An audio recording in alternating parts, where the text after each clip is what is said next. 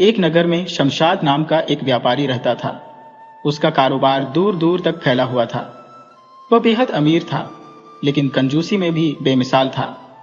पैसे खर्च करने से पहले वह 100 बार सोचता। शमशाद इतना कंजूस था कि भोजन में सूखी रोटी और बस एक ही सब्जी खाता। घर में साधारण कपड़े पहनता और नौकर चाकर भी नहीं रखता। उसकी पत्नी ही सारा काम खुद करती। शमशाद के कोई संतान नहीं थी। जहां भी जाना होता पैदल ही जाता। नगर में सब जानते थे कि वह बहुत धनी है, लेकिन उतना ही कंजूस भी। लोग उसे मक्खी चूस कहकर बुलाते। वह जो भी कमाता सोने के सिक्कों में बदलवा लेता। उसके घर के पीछे एक बड़ा बगीचा था, जहां वह सुबह शाम सैर करता। उसी बगीचे के एक पेड़ के नीचे उसने मिट्टी में एक बड़ा घड़ा दबाकर रखा था, जिसमें वह अपनी जमा पूंजी छिपाता। घर में सिर्फ एक दिया जलता था। यदि किसी और कोने में रोशनी चाहिए होती तो वही दिया उठा ले जाते। अपनी इस दौलत की बात उसने किसी से नहीं कही, यहां तक कि उसकी पत्नी भी अनजान थी। वह तो यही समझती थी कि उसके पति का कारोबार मंदा चल रहा है, इसलिए वे रूखा सूखा खाते हैं। शमशाद की पत्नी सीधी सादी और घर की चारदीवारी में सिमटी रहने वाली महिला थी। उसे यह भी नहीं पता था कि नगरवासी उसके पति को कंजूस मक्खी चूस कहते हैं। उसकी इच्छा थी कि वह नए कपड़े और गहने पहने, मगर पति की कमाई कम समझकर वह कोई मान नहीं रखती। अगर कभी भोजन बच जाता तो शमशाद उसे फेंकने नहीं देता, बल्कि अगले समय उसी से पेट भरता। जूते चप्पल पहनने में भी वह कंजूसी करता। कहता, जितना कम पहनूंगा उतने लंबे समय तक टिकेंगे। घर के अंदर जूते पहनने को वह व्यर्थ समझता। बाल कटवाने जाता तो इतने छोटे करवा लेता कि 6 महीने तक नाई के पास न जाना पड़े। घर के दरवाजे और खिड़कियां तब तक नहीं खोलता जब तक अत्यंत आवश्यक न हो, क्योंकि बार बार खोलने से किवाड़ घिस सकते थे। हर रोज पैसे बचाने और कंजूसी की नई तरकीबें सोचता। पर एक बात तय थी, सुबह शाम अपने बगीचे में टहलने जरूर जाता। उसकी पत्नी सोचती थी कि शमशाद अपनी सेहत की खातिर बगीचे में जाता है, परंतु शमशाद का कुछ अलग ही मकसद था। वह लगभग हर रोज अपने धन को रखने या उसे देखने जाता। यदि संभव होता तो सिक्कों को गिनता, और यदि जल्दी में होता तो केवल मिट्टी हटाकर अशर्फियों को निहारता, फिर मटका बंद कर लौट आता। यह सिलसिला लंबे समय तक चलता रहा। एक दिन एक चोर ने बगीचे की दीवार से शमशाद को पेड़ के नीचे धन छिपाते देख लिया। उसकी नजर उसी धन पर अटक गई और उसने रात होने का इंतजार किया। रात होते ही वह चुपचाप बगीचे में घुसा, पूरे मटके की अशर्फियां निकाल ली और फरार हो गया। सुबह जब शमशाद बगीचे में सैर करने पहुंचा तो जैसे ही पेड़ के पास आया, उसका कलेजा धक से रह गया। जहां मटका दबा था वहां खुदी हुई मिट्टी और खाली मटका पड़ा था। वह तुरंत घर जाकर पहले अपनी पत्नी और फिर पुलिस को खबर देना चाहता था, परंतु दुख और घबराहट के कारण उसके पैर आगे बढ़ने से इनकार कर रहे थे। 2-4 कदम चला और बेहोश होकर गिर पड़ा। जब बहुत देर तक घर नहीं पहुंचा तो उसकी पत्नी बगीचे में आई। पड़ोसियों की सहायता से उसे घर लाया गया। सदमे के कारण वह बीमार पड़ गया। रोज वैद्य इलाज के लिए आता, परंतु कोई लाभ नहीं हो रहा था। जब शमशाद ने पत्नी को चोरी के बारे में बताया तो वह सुनकर हैरान रह गई और खुद भी दुखी रहने लगी। शमशाद की बीमारी का हाल सुनकर उसका परम मित्र घनश्याम मिलने आया। जब उसने शमशाद की आपबीती सुनी तो वह समझ गया कि बीमारी का कारण धन की चोरी का सदमा है। उसने तुरंत वैद्य का इलाज बंद करवा दिया और शमशाद से पूछा, तुमने धन कहाँ रखा था और उसे क्यों इकट्ठा कर रहे थे? शमशाद बोला, अपने लिए। घनश्याम ने फिर पूछा, कैसे? तुम तो अपने लिए धन खर्च भी नहीं करते थे। शमशाद बोला, अपने भविष्य के लिए जोड़ रहा था, ताकि जब मैं बूढ़ा हो जाऊं तो काम आए, और यदि मुझे संतान हो जाए तो उसे मेरी संपत्ति और खजाना मिल सके। घनश्याम मुस्कुराया और बोला, जब तुम इस उम्र में धन का उपयोग नहीं कर रहे थे तो बुढ़ापे में उसका मोह कैसा? अच्छा, अब मेरी बात मानो और भूल जाओ कि तुम्हारा धन चोरी हुआ। जैसे पहले रूखा सूखा खाते थे वैसे ही खाते रहो। जैसे पहले सादे कपड़े पहनते थे वैसे ही पहनते रहो। शमशाद ने जल्दी से बात काटी। यह कैसे हो सकता है? मेरा धन चला गया, मैं कैसे शांत रह सकता हूं? घनश्याम ने फिर समझाया, मित्र, जिस धन का तुम्हारे लिए कोई उपयोग नहीं था वह बेकार ही था। अब वह तुम्हारे पास रहे या किसी और के पास, इससे क्या फर्क पड़ता है? हो सकता है कि चोर उस धन का उपयोग अपने परिवार के लिए कर रहा हो। अब तुम यही सोचो कि वह धन वही मटके में रखा हुआ है, और यदि पहले जैसी ही जिंदगी बितानी हो तो वैसे ही बिताओ। यदि इस चोरी से कुछ शिक्षा मिली हो तो आगे से जितनी कमाई करो उसे अपने और भाभी के सुख के लिए खर्च करो। कल का क्या भरोसा। पहली बात तो यह कि तुम्हारी कोई संतान है ही नहीं, और यदि हो भी जाए तो उसके लिए धन इकट्ठा करके खुद को दुखी क्यों करना। यदि संतान लायक होगी तो खुद ही कमा लेगी, और मुफ्त में मिली हुई दौलत से तो संतान अक्सर बिगड़ जाती है। वह उस धन को अय्याशी में बर्बाद कर देती है। शमशाद को अपने मित्र की बात समझ में आने लगी। धीरे धीरे वह चुस्त और स्वस्थ हो गया। उसे एहसास हुआ कि जो मजा खर्च करने में है वह जोड़कर रखने में नहीं। इसके बाद वह अपनी कमाई से उचित खर्च करने लगा और पत्नी के साथ सुख और आराम से दिन बिताने लगा। लुभाव नगर गांव में 4 मित्र रहते थे। उनमें सबसे खास था ब्राह्मण भोजन भट्ट। हालांकि यह उसका असली नाम नहीं था, लेकिन खाने पीने की उसकी हरकतों के कारण लोग उसे इसी नाम से बुलाते थे। वैसे तो यह ब्राह्मण बड़ा ही संकोची और डरपोक आदमी था, परंतु खाने के मामले में उसे पेट फटने का डर भी नहीं सताता था और न ही कोई संकोच करता था। वह इतना भयंकर पेटू था कि किसी भी व्यास या शादी समारोह में जाता तो इतना खा लेता कि उसके लिए घर तक पैदल चलना भी मुश्किल हो जाता। तब उसका बेटा उसे बैलगाड़ी में बिठाकर घर पहुंचाता था। एक दिन भोजन भट्ट ने अपने तीनों मित्रों को अपने घर भोजन के लिए आमंत्रित किया।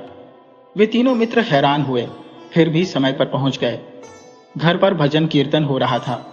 3 घंटे बाद जब कीर्तन समाप्त हुआ तो भोजन भट्ट ने सबको प्रसाद बांटा और फिर सभी लोग चले गए, लेकिन तीनों मित्र वहीं बैठे रहे, ये सोचकर कि बाकी लोग चले जाने के बाद भोजन भट्ट उन्हें भोजन कराएगा। मगर 1.5 घंटे बीत जाने के बाद भी भोजन का कोई संकेत नहीं मिला।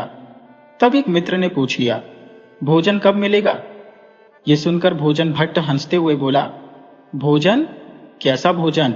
मित्रों ने याद दिलाया कि उसने उन्हें भोजन पर बुलाया था, परंतु कंजूस भोजन भट्ट शर्मिंदा होने की बजाय तुरंत बोला, नहीं भाई, आपको सुनने में भूल हो गई होगी। मैंने आपको भजन कीर्तन पर बुलाया था, आपने भजन को भोजन समझ लिया होगा। फिर थोड़ा ठहर कर बोला, आज तो हमारे घर में भजन कीर्तन हुआ है, इसलिए कोई खाना नहीं बनेगा, सब उपवास रखेंगे। तीनों मित्र समझ गए कि भोजन भट्ट उन्हें भोजन न कराने के लिए बहाने बना रहा है। वे चुपचाप वहां से निकल गए, लेकिन उसी समय उन्होंने भोजन भट्ट को सबक सिखाने की ठान ली। कुछ दिनों बाद वे तीनों मित्र ब्राह्मण भोजन भट्ट से अलग अलग मिले और रविवार को दोपहर में अपने अपने घर पर भोजन करने का निमंत्रण दिया। भोजन भट्ट ने तीनों जगह पर खाना खाने की साहसिक स्वीकृति दे दी। एक दिन में दोपहर को 3 जगह पर खाने की हिम्मत तो सिर्फ भोजन भट्ट कर सकता था। खैर, उन्होंने बुधवार से ही अपने घर खाना छोड़ दिया था। रविवार को सुबह सवेरे वह अपने घर से निकल पड़े। चलने से पहले अपने बेटे को खास हिदायत दी, देखो, आज मैं तीनों दोस्तों के घर पर भोजन करने जा रहा हूं। तुम ठीक 5 बजे बैलगाड़ी लेकर मेरे मित्र सरजू के यहाँ पहुंच जाना, क्योंकि तीनों के घर खाना खाने के कारण मैं चल नहीं सकूंगा। भोजन भट्ट अपने पहले मित्र श्यामल के यहाँ पहुंचे। उसने उन्हें बैठक में ठहराया और पानी हाजिर किया। भोजन भट्ट 4 दिन से भूखे थे, सो खाली पेट उनके अंदर चूहे उधम मचा रहे थे। भीतर रसोई से तवे पर कुछ तले जाने की आवाज आ रही थी। यह सुनकर भोजन भट्ट प्रसन्न हो रहे थे और इंतजार कर रहे थे कि कब वे पकवान उनके सामने हाजिर होंगे, परंतु भीतर कुछ बन रहा होता तब तो सामने आता। श्यामल की पत्नी खाली गर्म तवे पर पानी के छींटे मार रही थी। अचानक आवाज आनी बंद हो गई। भोजन भट्ट सतर्क होकर बैठ गए। तभी मित्र की पत्नी आकर बोली, खाने का सारा सामान बिल्ली ने झूठा कर दिया है, अब मैं बाजार से दूसरी सब्जियां लेने जा रही हूँ। यह सुनकर भोजन भट्ट के होश उड़ गए। उन्हें तुरंत दूसरे मित्र की याद आई और वे उसी समय उसके घर की ओर चल पड़े। पूरे रास्ते वे श्यामल और उसकी पत्नी को कोसते रहे। अभी वे रास्ते में ही थे कि उनका दूसरा मित्र टकरा गया। वह बोला, अरे ब्राह्मण जी, मुझे सुबह श्यामल मिला था, उसने बताया कि आपकी दावत उसके घर पर है, तो मैंने अपना कार्यक्रम बदल दिया। अब मैं कहीं और जा रहा हूँ। आपको भोजन करवाने का मौका मेरे हाथ से आज निकल गया, मगर कोई बात नहीं, फिर कभी सही। इतना कहकर वह तेजी से आगे बढ़ गया। बेचारे भोजन भट्ट काफी देर तक भूखे पेट को पकड़े हुए अपने दोनों मित्रों को बुरा भला कहते रहे। फिर कुछ हिम्मत बटोरकर वे तीसरे मित्र सरजू के घर की ओर चल पड़े। सरजू तो उनके इंतजार में बैठा था। वह तुरंत उन्हें घर के अंदर ले आया और बोला, अरे ब्राह्मण जी, मुझे पता चला है कि बाकी दोनों मित्रों ने भी आपको भोजन का निमंत्रण दिया था। अब मैं आपके पेट के साथ अन्याय तो नहीं कर सकता। अभी उसकी बात पूरी भी नहीं हुई थी कि उसकी पत्नी शरबत ले आई। वह दोनों आंगन में जाकर बैठ गए ताकि खुली हवा का आनंद ले सके। आंगन में बैठते ही भोजन भट्ट ने मरी हुई आवाज में कहा, नहीं, मैंने उनके यहाँ भोजन नहीं किया। मैंने फैसला किया है कि खाना मैं तुम्हारे घर पर ही खाऊंगा। तभी सरजू की पत्नी आई और बोली, देखिए, मैं जरा मायके जा रही हूँ, शाम को देर से लौटूंगी। इतना कहकर वह तुरंत वहां से चली गई।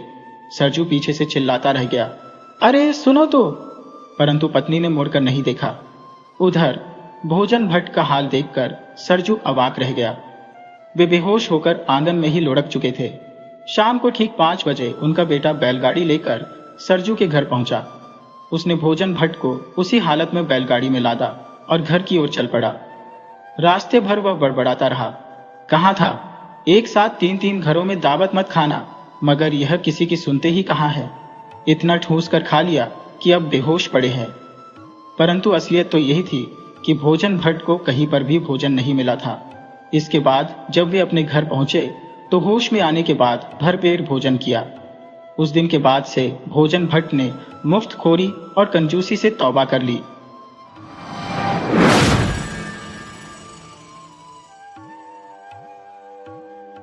नहले पर दहला। एक शाम गोनू झा अपने तालाब के पास टहल रहे थे। मंद मंद बयार बह रही थी। गांव के घरों से धुआं उठने लगा था। पनिहारी ने कुओं से पानी लेकर अपने घरों की ओर जा रही थी। कभी कभी कुछ हलवाहे अपने हल और बैल के साथ खेतों से निकलकर पगडंडियों से गुजरते दिख पड़ते थे। तालाब के पास से जब वे गुजरते तो बैलों के गले में बंधी घुंघरुओं की पट्टी से मधुर ध्वनि निकलती और पेड़ों के झुरमुट में बैठी चिड़ियों की चहचहाहट के साथ मिलकर एक संगीत मिश्रित शोर पैदा करती। शाम का यह मंजर बहुत मनभावन था। गोनू झा शाम के इस सौंदर्य को निहारते हुए कुछ गुनगुना रहे थे। तभी दूर से आते युवराज को देखकर गोनू झा की तंद्रा भंग हुई।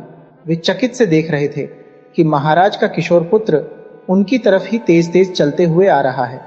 गोनू झा के लिए यह अप्रत्याशित था कि महाराज का बेटा गांव की पगडंडियों से पांव पैदल चलता हुआ इस तालाब तक आए, मगर यह सच था। थोड़ी ही देर में राजा का बेटा उनके सामने खड़ा था। गोनू झा ने उसकी ओर देखा। युवराज हांफ सा रहा था। तेज चलने के कारण उसकी सांसें फूल गई थीं। युवराज ने गोनू झा के पास पहुंचकर उन्हें नमस्कार किया। गोनू झा ने युवराज की ओर देखकर मुस्कुराते हुए पूछा, क्या बात है युवराज, गांव की सैर के लिए निकले हो? युवराज ने अपनी सांसों पर काबू पाते हुए कहा, पंडित जी, मुझे कोई सच सा लगने वाला ऐसा झूठ बताइए जिससे बड़ा कोई दूसरा झूठ नहीं हो। युवराज की बात सुनकर गोनू झा हतप्रभ रह गए। अरे ऐसा क्या है युवराज, अचानक आपको यह क्या सूझी कि एक झूठ की तलाश में गांव चले आए? गोनू झा ने पूछा। हालांकि गोनू झा समझ चुके थे कि जरूर कोई ऐसी घटना हो गई है जिससे युवराज परेशान हैं और खुद चलकर उनके पास आए हैं।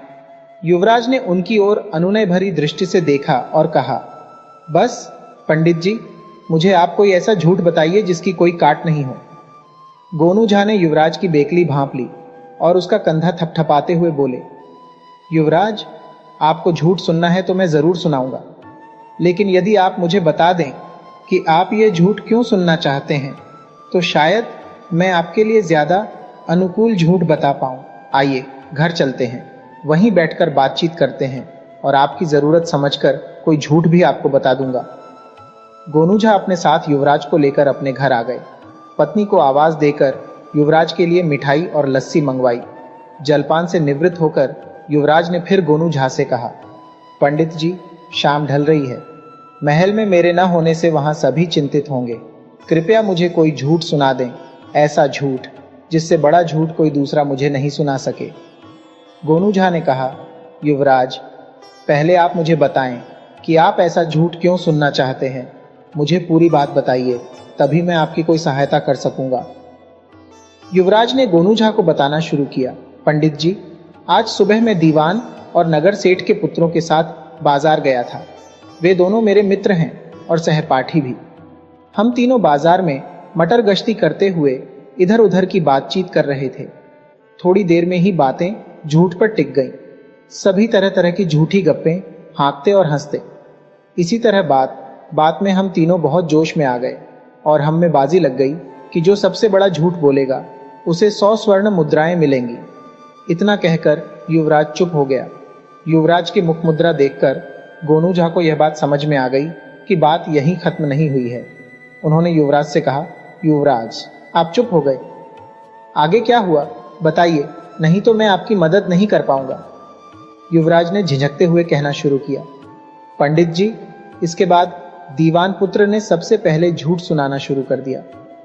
उसने कहा, आज से 100 साल पहले मेरे परदादा यहाँ के राजा थे और आज जो मिथिला नरेश हैं उनके परदादा बहुत गरीब थे, निर्धन, इधर उधर टहल टिकोला करते उनकी जिंदगी गुजर रही थी। एक दिन वे मेरे परदादा के पास आए, जिससे कि राजकोष से उनकी परवरिश के लिए एक निश्चित रकम वेतन के रूप में मिल सके। मेरे परदादा को उन पर दया आ गई और उन्होंने उन्हें हुक्का भरने के काम पर अपनी निजी चाकरी के लिए रख लिया। युवराज ने आगे बताया, क्या कहूं पंडित जी, उसकी गप्प सुनते ही मेरी मति मारी गई और मुझे गुस्सा आ गया और मैं गुस्से में बोल पड़ा, झूठ, बिल्कुल झूठ, ऐसा हो ही नहीं सकता। मिथिला नरेश का वंश वृक्ष वह दस्तावेज जिसमें वंश का उल्लेख रहता है कि वर्तमान नरेश के पिता कौन थे, उनके पिता के पिता, पितामह के पिता, परपितामह के पिता, वृद्ध परपितामह के पिता, यानी सुदूर अतीत से लेकर वर्तमान तक का पूर्वजीय ब्यौरा राजमहल में उपलब्ध है। चाहो तो देख लो। मेरा ऐसा कहना था कि दीवान के बेटे ने तपाक से कहा, मैंने कब कहा कि मैं सच कह रहा हूं?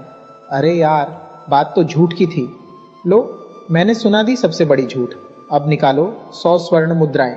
और चूंकि मैं शर्त हार गया था, इसलिए मैंने दीवान पुत्र को 100 स्वर्ण मुद्राएं दे दी। गोनू झा पूरी तन्मयता से युवराज की बातें सुन रहे थे। उन्होंने युवराज की ओर देखते हुए पूछा, फिर क्या हुआ युवराज? युवराज ने फिर कहना शुरू किया।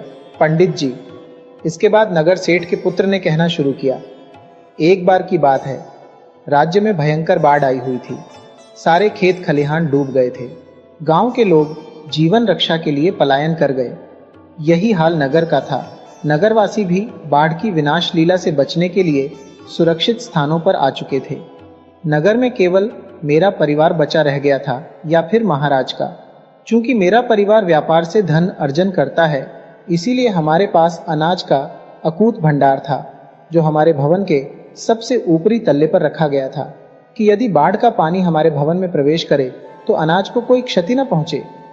बाढ़ के कारण राजभवन के छोटे कर्मचारी और खिदमतगार भाग चुके थे। एक दिन बाढ़ का पानी राजभवन में घुस ही गया और देखते देखते राजभवन का अन्न भंडार पानी में डूब गया। इसके बाद राजभवन के लोग भूख से बिलबिलाने लगे। तब महाराज स्वयं मेरे पिता के पास आए और अपना अंग वस्त्रम उनके सामने फैलाकर विनती की कि सेठ जी, दया करके हमारे महल में कुछ अनाज की बोरियां भिजवा दीजिए, भगवान आपको मदद करेगा। ठीक वैसे ही बोल रहे थे महाराज, जैसे भिखमंगे भीख मांगने के लिए बोलते हैं, गुहार लगाते हैं। बस पंडित जी, इतना सुनते ही मुझे क्रोध आ गया और मैं नगर सेठ के बेटे पर टूट पड़ा। उसका गला दबाते हुए मैं चीखने लगा, शर्म नहीं आती तुम्हें? महाराज के प्रति ऐसा झूठा बकवास करते हुए तुम्हारे पिता जैसे 1000 व्यापारी मिलकर भी मिथिला नरेश की संपदा की बराबरी नहीं कर सकते। इसके बाद पंडित जी, नगर सेठ के पुत्र ने विनम्रता पूर्वक अपना गला छुड़ाते हुए कहा, क्रोधित न हो युवराज, बात तो झूठ कहने की थी। मुझे खुशी है कि मैंने आपको सबसे बड़ा झूठ सुना दिया। अब आप अंटी ढीला करें, आप शर्त हार गए, इसीलिए निकालिए 100 स्वर्ण मुद्राएं। युवराज ने कहा और लंबी सांस ली। फिर गोनू झा की ओर देखकर कहा, बस पंडित जी, शर्त के अनुसार मैंने 100 स्वर्ण मुद्राएं दे दी और उन्हें यह कहकर वापस आ गया कि शाम होने को है, मैं अपनी तरफ से झूठ कल सुनाऊंगा। इसके बाद पंडित जी, मैं आपको खोजता हुआ तालाब के पास पहुंच गया। मैं मुश्किल में हूं पंडित जी, क्योंकि वे 200 स्वर्ण मुद्राएं राजकोष की हैं। यदि इन्हें कोषागार में नहीं डाला गया तो मैं किसी को मुंह दिखाने के काबिल नहीं रह पाऊंगा। पंडित जी, बस आप ही मेरी मदद कर सकते हैं। इतना कहकर युवराज सिसकने लगा। गोनू झा अपने स्थान से उठे और उसकी पीठ थपथपाते हुए बोले, शांत हो जाएं युवराज, अभी आप घर जाइए, विश्राम करें। कल मैं आपके साथ वेश बदलकर चलूंगा और मैं झूठ सुनाऊंगा उन्हें। आपके 200 स्वर्ण मुद्राओं के स्थान पर उनसे 400 स्वर्ण मुद्राएं दिलवाऊंगा। आप चिंता न करें। हाँ, कल जब मैं आपके साथ चलूं तो आप अपने मित्रों से मेरा परिचय यह कहते हुए कराई कि ये मेरे मामा हैं। ये सब कहते हुए आप बिल्कुल नहीं घबराए, बाकी मैं संभाल लूंगा।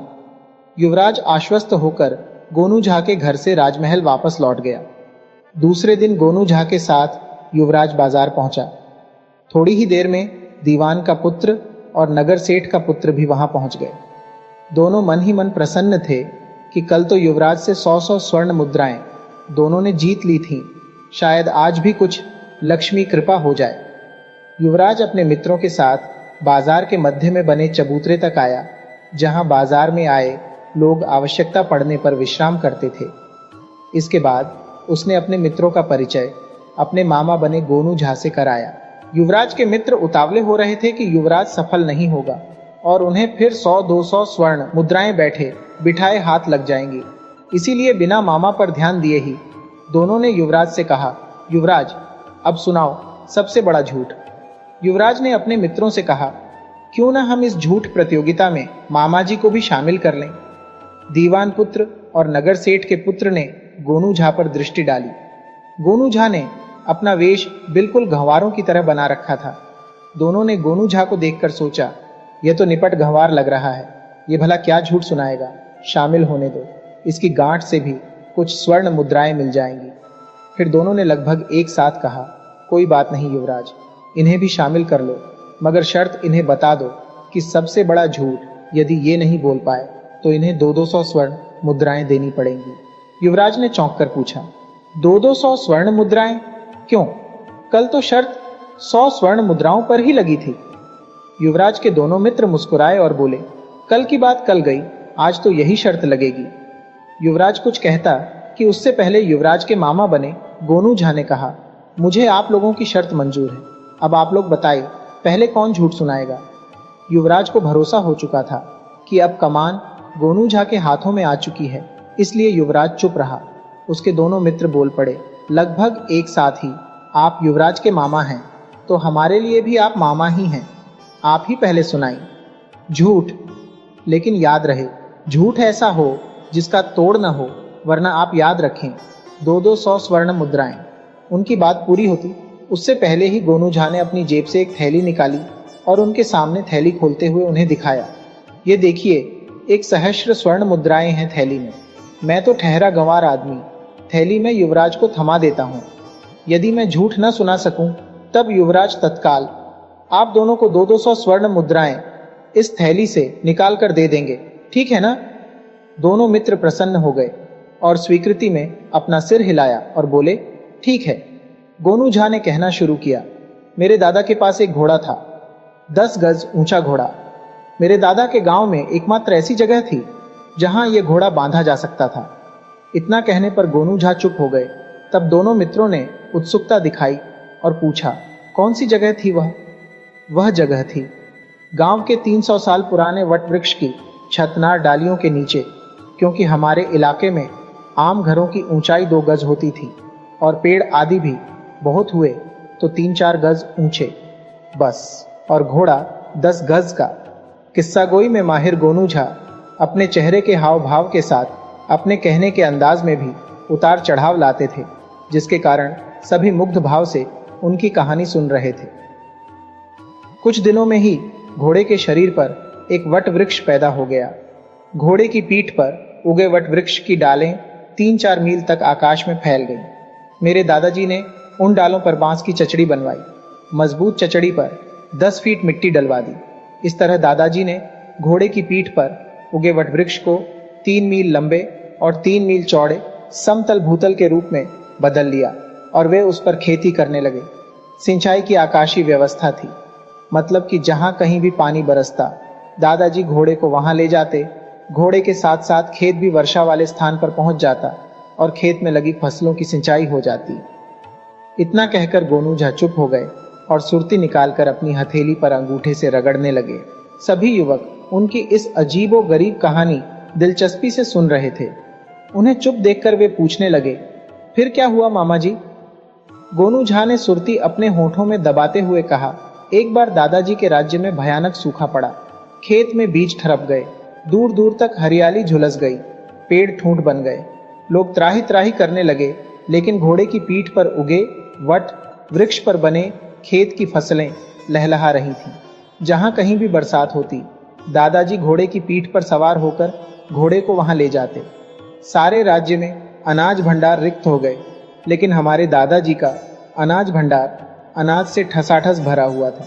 सूखे के कारण जो तबाही पैदा हुई थी, उससे नगर सेठ के दादा और दीवान जी के दादा भी प्रभावित हुए थे।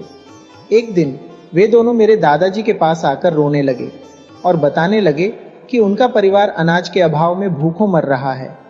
उनका रुदन सुनकर मेरे दादाजी को दया आ गई और उन्होंने दीवान के दादा को 1000 मन गेहूं, 1000 मन चावल और 500 मन दाल देकर उसका कागज बनवा लिया कि जब उनके पास इतना अनाज हो जाएगा तब वे मेरे दादाजी को वह अनाज वापस कर देंगे। मेरे दादाजी ने नगर सेठ के दादाजी को भी इतना ही अनाज दिया और उसके दस्तावेज बनाकर उनसे अंगूठे का निशान लगवा लिया कि जब उन्हें उनका अनाज वापस मिल जाएगा तब वे दस्तावेज नष्ट कर देंगे। तब से हमारी 2 पीढ़ी गुजर गई और अब वह दस्तावेज मेरे पास आया है। नगर सेठ और दीवान ने अब तक हमारे दादाजी का अनाज वापस नहीं किया है। दीवान और नगर सेठ के पुत्रों ने जब गोनू झा की कथा सुनी तो वे युवराज की तरफ देखते हुए बोले, कसम से ये आदमी झूठा है, ऐसा कभी नहीं हुआ, भला 10 गज का भी घोड़ा हो सकता है। कपोल, कल्पित बातें कहकर तुम्हारे मामा हमारा अपमान कर रहे हैं। गोनू झा हंस पड़े, यदि मेरी बातें झूठ हैं तो निकालो 200 स्वर्ण मुद्राएं, नहीं तो मैं निकालता हूं तुम्हारे दादाजी के दस्तावेज। दोनों झेंप गए, वे शर्त हार चुके थे। 200 स्वर्ण मुद्राएं देना उनके वश की बात नहीं थी, इसलिए दोनों ही युवराज के सामने गिड़गिड़ाने लगे। युवराज का दिल भी अपने मित्रों की बेबसी पर पिघल गया और उसने गोनू झा से कहा, जाने दीजिए मामा जी।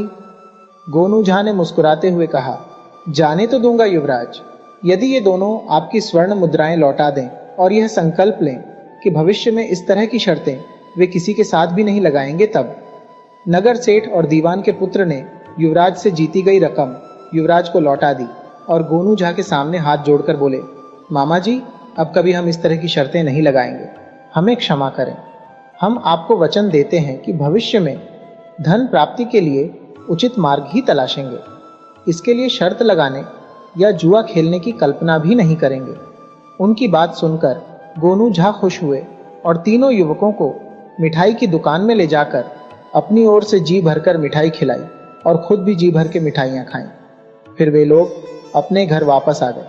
उनकी बात सुनकर गोनू झा खुश हुए और तीनों युवकों को मिठाई की दुकान में ले जाकर अपनी ओर से जी भरकर मिठाई खिलाई और खुद भी जी भर के मिठाइयाँ खाईं। फिर वे लोग अपने घर वापस आ गए।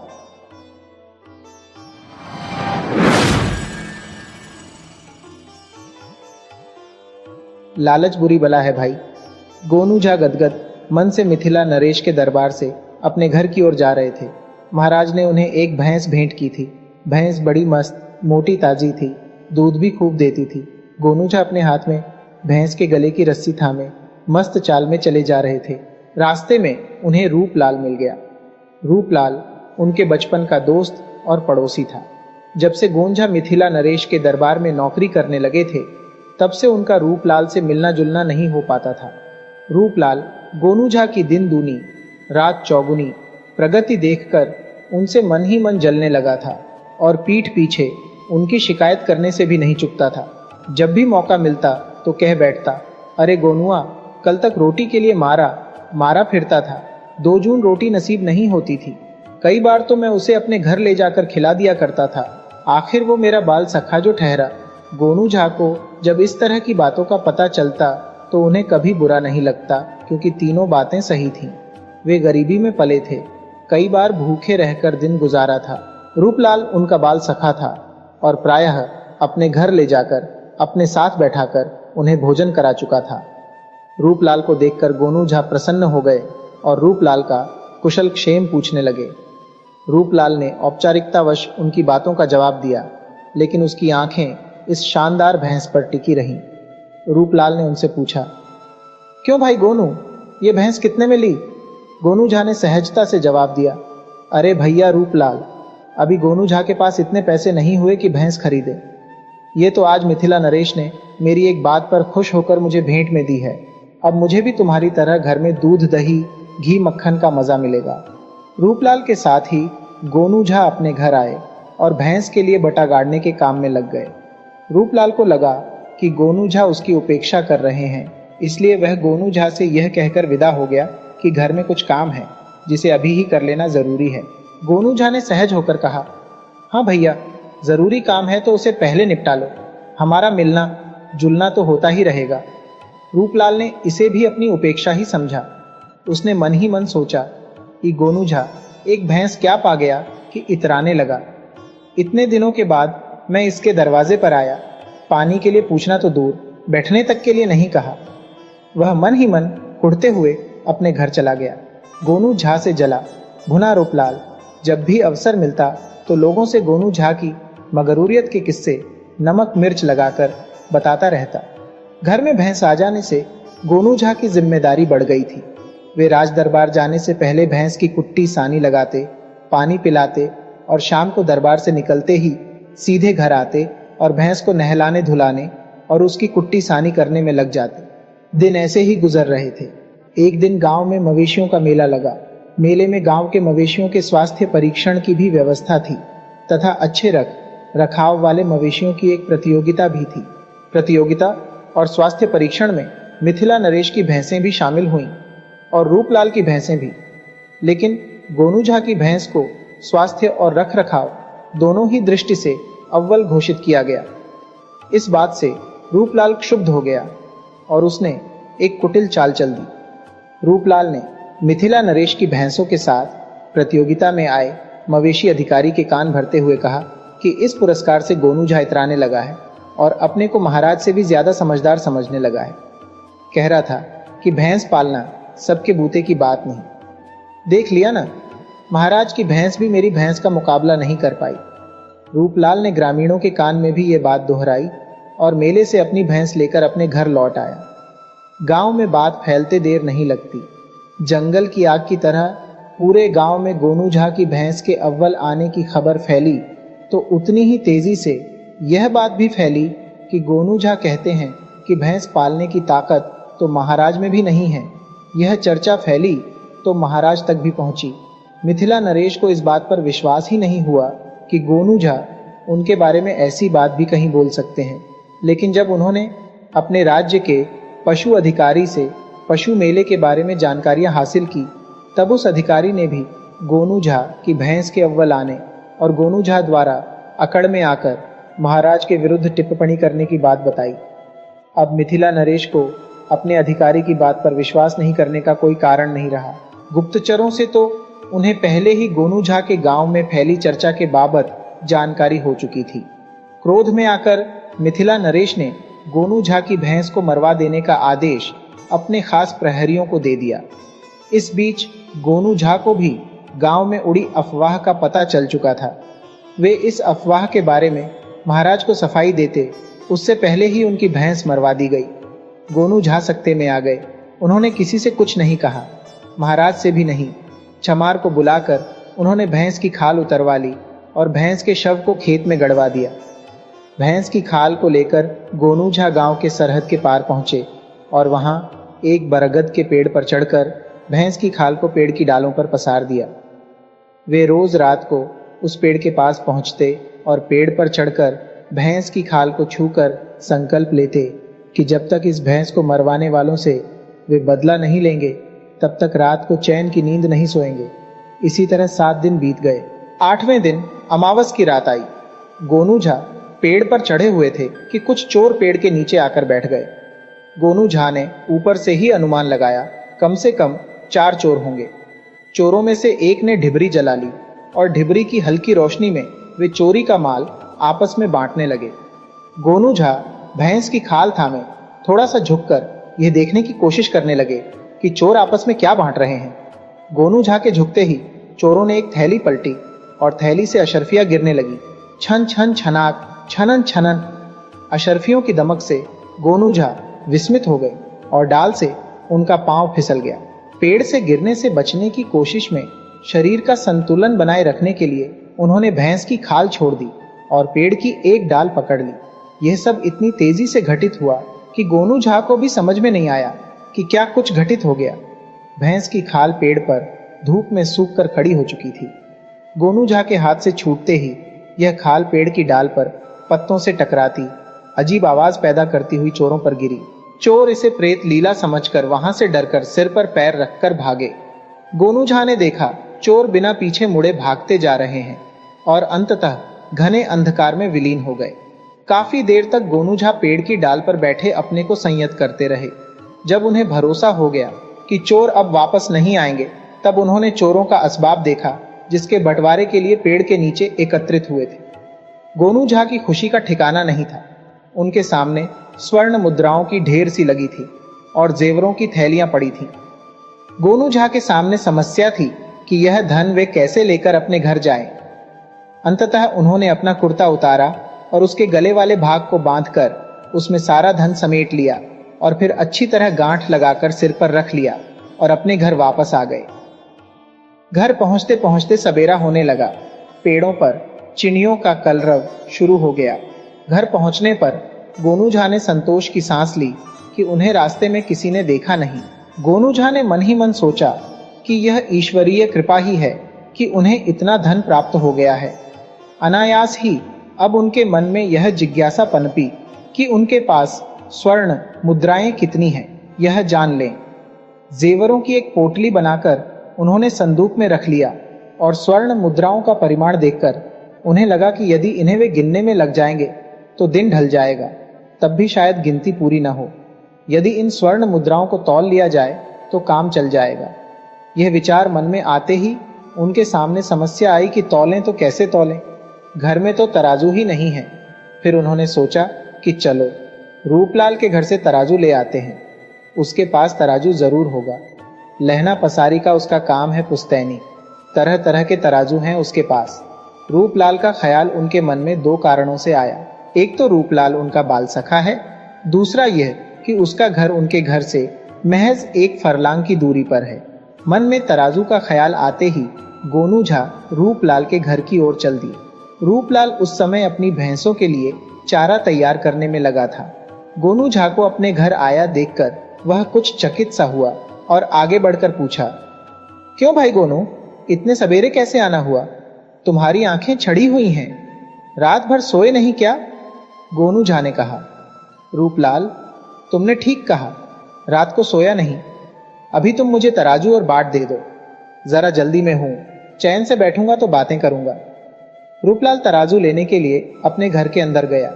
वह शंकालु तो था ही मन सोचने लगा, आखिर क्या बात है, गोनू झा रात भर सोया नहीं और सवेरे सवेरे तराजू लेने आ गया। आखिर वह रात में जगा क्यों? तराजू पर इतने सबरे क्या तौलेगा? अपने संदेह की प्यास बुझाने के लिए उसने थोड़ी सी लेई। तराजू की पेंदी में यह सोचकर लगा दिया कि गोनू झा इस तराजू से जो कुछ भी तौलेंगे उसका कुछ अंश उसमें जरूर चिपक जाएगा। उसने गोनू झा को तराजू और बाट दे दिए। गोनू झा तराजू और बाट लेकर अपने घर आ गए।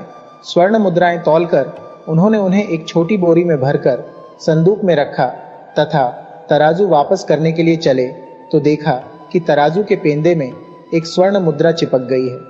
उन्होंने समझ लिया था कि रूपलाल ने तराजू के पेंदे में लई लगाई है। शायद वह यह जानने को उत्सुक था कि मैं क्या तौलूंगा।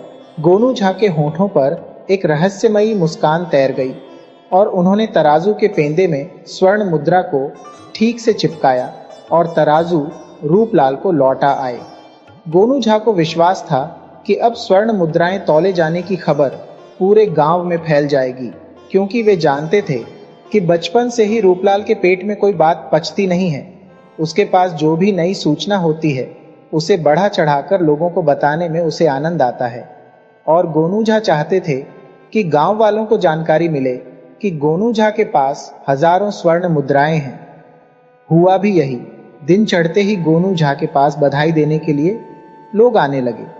उनका मकसद बधाई देना कम, यह जानना जरूरी था कि आखिर गोनू झा के पास इतना धन आया तो आया कहां से कि स्वर्ण मुद्राएं गिनने की जगह उन्हें तौलना पड़ा।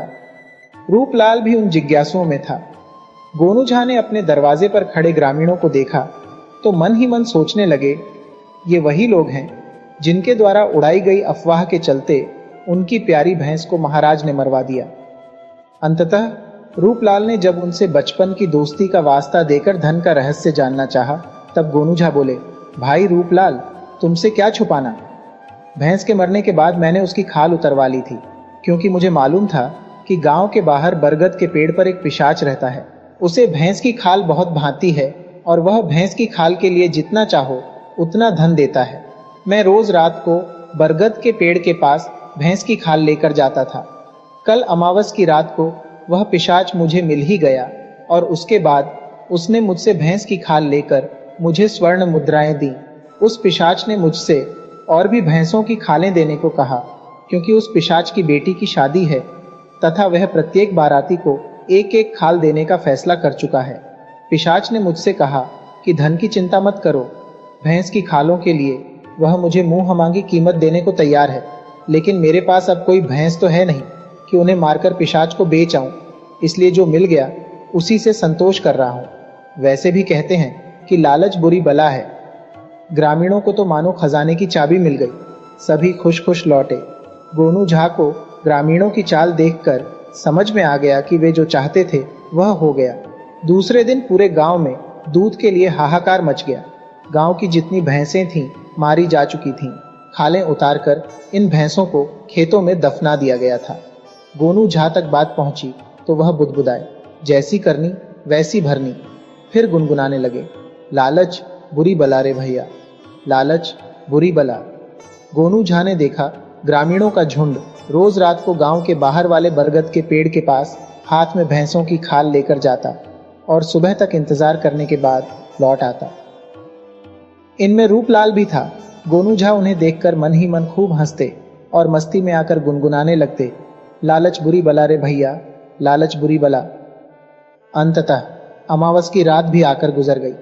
ग्रामीणों की भैंस की खाल खरीदने के लिए कोई पिशाच नहीं आया।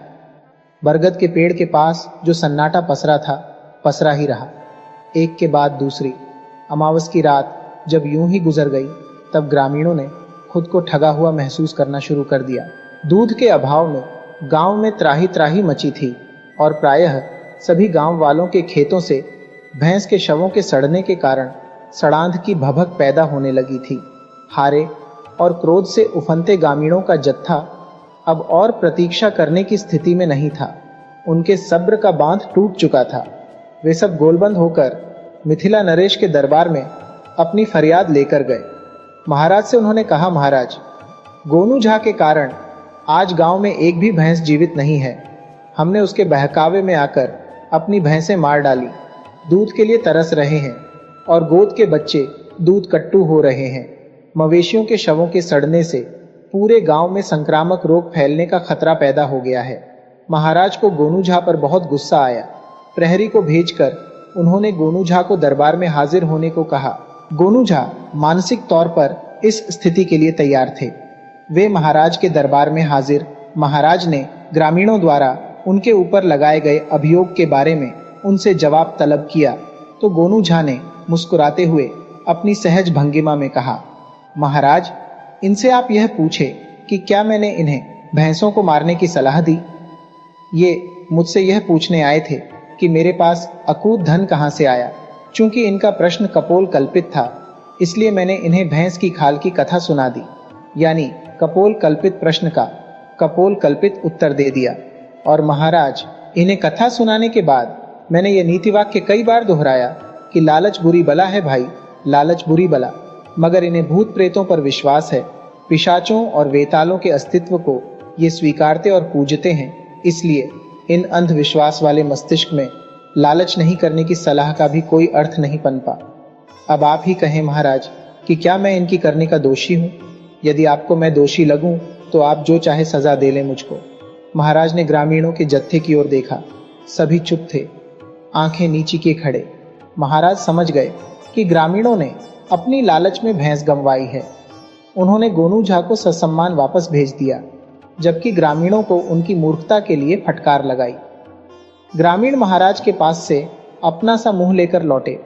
महाराज ने राज्य की ओर से गांव के बच्चों के लिए दूध की व्यवस्था करा दी, क्योंकि यह उनका राजधर्म था। और गोनू झा मस्ती में गुनगुनाते हुए अपने घर की ओर जा रहे थे। लालच बुरी भला है भैया, लालच बुरी बला।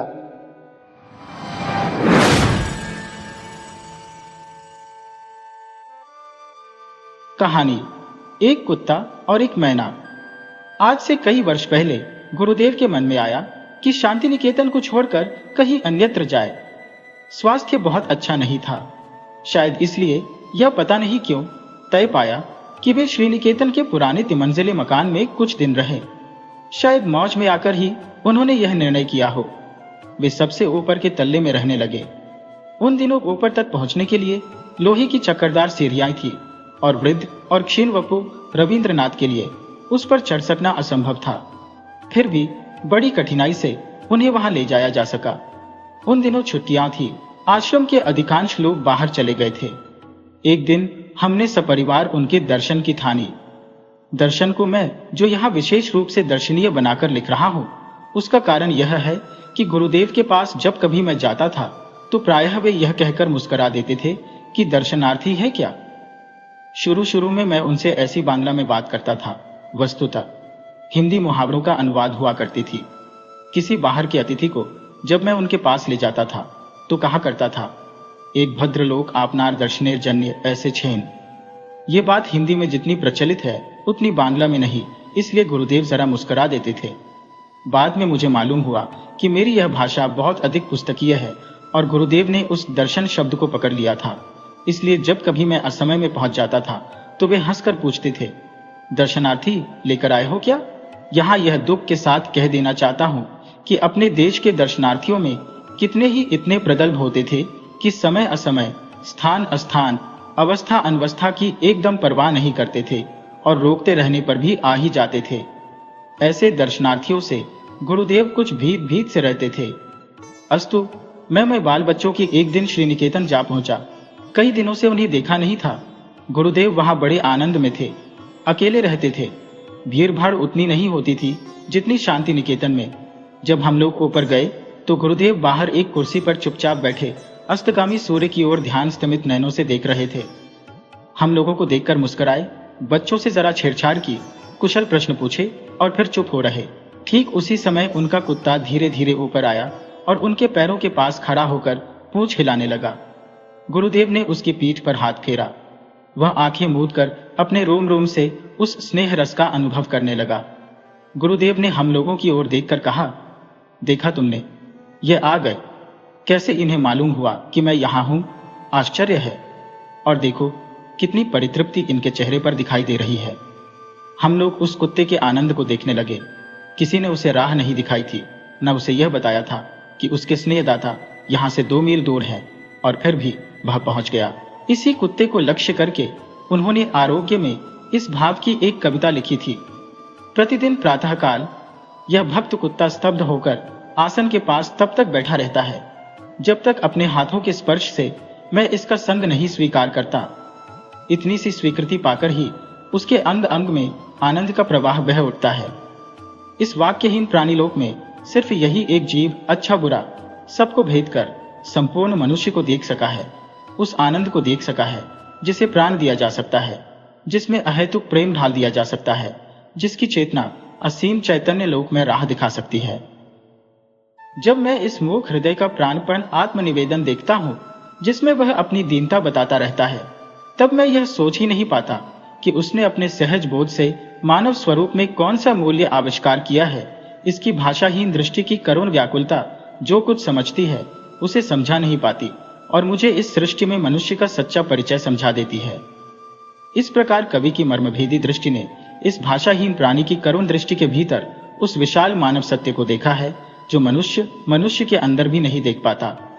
मैं जब यह कविता पढ़ता हूँ तब मेरे सामने श्री निकेतन के तितल्य पर कि वह घटना प्रत्यक्ष सी हो जाती है। वह आंख मूंद कर अप्रसीम आनंद, वह मूक हृदय का प्राणपण आत्मनिवेदन मूर्तिमान हो जाता है। उस दिन मेरे लिए वह एक छोटी सी घटना थी, आज वह विश्व की अनेक महिमाशाली घटनाओं की श्रेणी में बैठ गई है। एक आश्चर्य की बात और इस प्रसंग में उल्लेख की जा सकती है। जब गुरुदेव का चिताभस्म कोलकाता से आश्रम में लाया गया, उस समय भी न जाने किस सहज बोध के बल पर वह कुत्ता आश्रम के द्वार तक आया और चिताभस्म के साथ अन्यान्य रविंद्रनाथ टैगोर आश्रम वासियों के साथ शांत गंभीर भाव से उत्तरायण तक गया। आचार्य क्षितिमोहन सेन सबके आगे थे। उन्होंने मुझे बताया कि वह चिताभस्म के कलश के पास थोड़ी देर चुपचाप बैठा भी रहा। कुछ और पहले की घटना याद आ रही है। उन दिनों शांति निकेतन में नया ही आया था, गुरुदेव से अभी उतना दृष्ट नहीं हो पाया था। गुरुदेव उन दिनों सुबह अपने बगीचे में टहलने के लिए निकला करते थे। मैं एक दिन उनके साथ हो गया था। मेरे साथ एक और पुराने अध्यापक थे और सही बात तो यह है कि उन्होंने ही मुझे भी अपने साथ ले लिया था। गुरुदेव एक एक फूल पत्ते को ध्यान से देखते हुए अपने बगीचे में टहल रहे थे और उक्त अध्यापक महाशय से बातें करते जा रहे थे। मैं चुपचाप सुनता जा रहा था। गुरुदेव ने बातचीत के सिलसिले में एक बार कहा, अच्छा साहब, आश्रम के कोए क्या हो गए? उनकी आवाज सुनाई ही नहीं देती। न तो मेरे साथी उन अध्यापक महाशय को यह खबर थी और न मुझे ही। बाद में मैंने लक्ष्य किया कि सचमुच कई दिनों से आश्रम में कौए नहीं दिख रहे हैं। मैंने तब तक कौ को सर्वव्यापक पक्षी ही समझ रखा था। अचानक उस दिन मालूम हुआ कि ये भले आदमी भी कभी कभी प्रवास को चले जाते हैं या चले जाने को बाध्य होते हैं। एक लेखक ने कौ की आधुनिक साहित्यिकों से उपमा दी है, क्योंकि इनका मोटो है मिस्चिफ आर मिस्चिसेक, शरारत के लिए ही शरारत। तो क्या कौ का प्रवास भी किसी शरारत के उद्देश्य से ही था? प्रायः एक सप्ताह के बाद बहुत कौए दिखाई दिए। एक दूसरी बार मैं सवेरे गुरुदेव के पास उपस्थित था। उस समय एक लंगदी मैना फुदक रही थी। गुरुदेव ने कहा, देखते हो, यह यूथ भ्रष्ट है, रोज फुदकती है ठीक यही आकर। मुझे इसकी चाल में एक करुण भाव दिखाई देता है। गुरुदेव ने अगर कह न दिया होता तो मुझे उसका करुण भाव एकदम नहीं दिखता। मेरा अनुमान था कि मैना करुण भाव दिखाने वाला पक्षी है ही नहीं, वह दूसरों पर अनुकंपा ही दिखाया करती है। 3-4 वर्ष से मैं एक नए मकान में रहने लगा हूँ। मकान के निर्माताओं ने दीवारों में चारों ओर एक एक सुराख छोड़ रखी है। यह कोई आधुनिक वैज्ञानिक खतरे का समाधान होगा। एक मैना दंपत्ति नियमित भाव से प्रतिवर्ष यहाँ गृहस्थी जमाया करते हैं। तिनके और चीथड़ों का अंबार लगा देते हैं। भले मानस गोबर के टुकड़े तक ले आना नहीं भूलते। हैरान होकर हम सुराखों में ईंटें भर देते हैं, परंतु वे खाली बची जगह का भी उपयोग कर लेते हैं। पति पत्नी जब कोई एक तिनका लेकर सुराख में रखते हैं तो उनके भाव देखने लायक होते हैं। पत्नी देवी का तो क्या कहना, एक तिनका ले आई तो फिर एक पैर पर खड़ी होकर जरा पंखों को फटकार दिया, चोंच को अपने ही परों से साफ कर लिया और नाना प्रकार की मधुर और विजोद घोषी वाणी में गान शुरू कर दिया। हम लोगों की तो उन्हें कोई परवाह ही नहीं रहती। अचानक इसी समय अगर पति देवता भी कोई कागज का या गोबर का टुकड़ा लेकर उपस्थित हुए तब तो क्या कहना। दोनों के नाच गान और आनंद नृत्य से सारा मकान मुखरित हो उठता है। इसके बाद ही पत्नी देवी जरा हम लोगों की ओर मुखातिब होकर लापरवाही भरी अदा से कुछ बोल देती है। पति देवता भी मानो मुस्कुराकर हमारी ओर देखते, कुछ रिमार्क करते और मुंह फेर लेते हैं। पक्षियों की भाषा तो मैं नहीं जानता, पर मेरा निश्चित विश्वास है कि उनमें कुछ इस तरह की बातें हो जाया करती हैं। पत्नी, ये लोग यहाँ कैसे आ गए जी? पतियों हो बेचारे आ गए हैं तो रह जाने दो, क्या कर लेंगे? पत्नी, लेकिन फिर भी इनको इतना तो ख्याल होना चाहिए कि यह हमारा प्राइवेट घर है। पति आदमी जो है, इतनी अक्ल कहाँ? पत्नी, जाने भी दो। पति, और क्या? इस प्रकार की मैना कभी करुण हो सकती है, यह मेरा विश्वास ही नहीं था। गुरुदेव की बात पर मैंने ध्यान से देखा तो मालूम हुआ कि सचमुच ही उसके मुख पर एक करुण भाव है। शायद यह विधुर पति था जो पिछली स्वयंवर सभा के युद्ध में आहत और परास्त हो गया था। यह विधवा पत्नी है जो पिछले विड़ाल के आक्रमण के समय पति को खोकर युद्ध में ईशत चूर खाकर एकांत विहार कर रही है। हाय, क्यों इसकी ऐसी दशा है? शायद इसी मैना को लक्ष्य करके गुरुदेव ने बाद में एक कविता लिखी थी जिसके कुछ अंश का सार इस प्रकार है। उस मैना को क्या हो गया है, यही सोचता हूँ। क्यों वह दल से अलग होकर अकेली रहती है? पहले दिन देखा था सेमर के पेड़ के नीचे मेरे बगीचे में। जान पड़ा जैसे एक पैर से लगधा रही हो। इसके बाद उसे रोज सवेरे देखता हूँ, संगीहीन होकर कीड़ों का शिकार करती फिरती है। चढ़ जाती है बरामदे में, नाच नाच कर चहलकदमी किया करती है, मुझसे जरा भी नहीं डरती। क्यों है ऐसी दशा इसकी? समाज के किस दंड पर उसे निर्वासन मिला है? दल के किस अविचार पर उसने मान किया है? कुछ ही दूरी पर और मैनाई बकझक कर रही है, घास पर उछल कूद रही है, उड़ती फिरती है। शीरीष वृक्ष की शाखाओं पर इस बेचारी को ऐसा कुछ भी शौक नहीं है। इसके जीवन में कहाँ गांठ पड़ी है, यही सोच रहा हूँ। सवेरे की धूप में मानो सहज मन से आहार चुपती हुई झड़े हुए पत्तों पर कूदती फिरती है सारा दिन। किसी के ऊपर इसका कुछ अभियोग है, ये बात बिल्कुल नहीं जान पड़ती। इसकी चाल में वैराग्य का गर्व भी तो नहीं है, दो आग सी जलती आंखें भी तो नहीं दिखती, इत्यादि। जब मैं इस कविता को पढ़ता हूँ तो उस मैना की करुण मूर्ति अत्यंत साफ होकर सामने आ जाती है। कैसे मैंने उसे देखकर भी नहीं देखा, और किस प्रकार कवि की आंखें उस बेचारी के मर्मस्थल तक पहुंच गईं, सोचता हूं तो हैरान हो रहता हूं। एक दिन वह मैना उड़ गई। सायकाल कवि ने उसे नहीं देखा। जब वह अकेले जाया करती है उस डाल के कोने में, जब झींगुर अंधकार में झनकारता रहता है, जब हवा में बांस के पत्ते झरझराते रहते हैं, पेड़ों की फांक से पुकारा करता है नींद तोड़ने वाला संध्या तारा। कितना करुण है उसका गायब हो जाना। कहानी धनवर्षण। किसी एक गांव में एक ब्राह्मण रहा करते थे। ये एक बहुत करामाती मंत्र जानते थे। मंत्र का गुण यह था कि एक विशेष प्रकार का नक्षत्र योग आने पर जब उसका प्रयोग किया जाता तो आकाश से नाना प्रकार के रत्न और धन की वर्षा होने लगती थी। उस ब्राह्मण के पास एक बड़े बुद्धिमान विद्यार्थी पढ़ते थे। एक दिन एक काम से ब्राह्मण उस विद्यार्थी को लेकर घर से बाहर हुए। कुछ दूर जाने पर वे एक घने जंगल में आ पड़े। इस जंगल में 500 डाकू रहते थे। राहियों के आते ही उनका माल असबाब लूट लेते। उस ब्राह्मण और विद्यार्थी की भी यही दशा हुई। डाकुओं ने उन्हें बांध लिया। राहगीरों के पास सदा रुपया पैसा नहीं रहा करता था, फिर भी डाकू उनको नहीं छोड़ते थे। वे एक को बांधकर दूसरे से कहते कि जाओ, यदि हो सके तो रुपये ले आकर इसे छुड़ा ले जाओ। यदि बाप बेटे को कभी पकड़ पाते तो लड़के को बांधकर रख लेते और बाप रुपया ले आने को भेजते। यदि माँ बेटी को पकड़ते तो बेटी को रखकर माँ को रुपया ले आने को कहते। इसी तरह दो भाइयों को पकड़ते तो छोटी को रखकर बड़ी को भेजते, और गुरु चेला को पकड़ने पर गुरु को रखकर चेले को भेजते। इसी के अनुसार उन्होंने ब्राह्मण को पकड़ रखा और शिष्य को रुपया पैसा ले आने के लिए भेज दिया। जाते समय शिष्य ने गुरु को नमस्कार करके कहा, मैं 2-1 दिन के भीतर ही लौटूंगा, आप डरिएगा मत, किंतु एक काम आपको करना होगा। आपको मैं सावधान किए जाता हूँ, आज धनवर्षण का योग है। ऐसा न हो कि आप धूप से कातर होकर धनवर्षा करें। यदि करेंगे तो आप खुद भी मरेंगे और ये 500 डाकू भी मरेंगे। शिष्य ऐसा कहकर रुपये के लिए घर की ओर चले। संध्या समय पूरब की ओर चांद उगने लगा। ब्राह्मण ने देखा नक्षत्र योग आ रहा है। देखकर उन्होंने सोचा, अच्छा, धन के लिए ही न डाकू हमको नाना प्रकार के कष्ट दे रहे हैं। यह धनवर्षण का योग तो दिखाई देता है। मैं इतना कष्ट क्यों सहूं? मैं इसी समय मंत्र के बल से धन बरसाकर इन्हें देकर क्यों न चला जाऊं? यही सोचकर उन्होंने कहा, क्यों जी, तुम लोगों ने मुझे क्यों पकड़ा है? कहना व्यर्थ है, उन्होंने जवाब दिया, धन के लिए।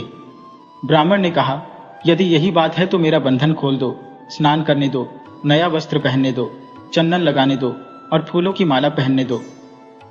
डाकुओं ने वैसा ही किया। ब्राह्मण ने मंत्र पढ़कर जो ही आकाश की ओर देखा, त्यों ही आकाश से नाना धन रत्नों की झड़ी लग गई। डाकू जिससे जितना हो सका उस धन को लूटकर अपने कपड़े में बांधकर चलते बने। ब्राह्मण भी उनके पीछे पीछे जाने लगे। कुछ दूर जाने के बाद अचानक 500 अन्य डाकू भी आ गए और उन्होंने इन डाकुओं को रोक लिया। पहले के डाकुओं ने कहा, क्यों हमको रोकते हो?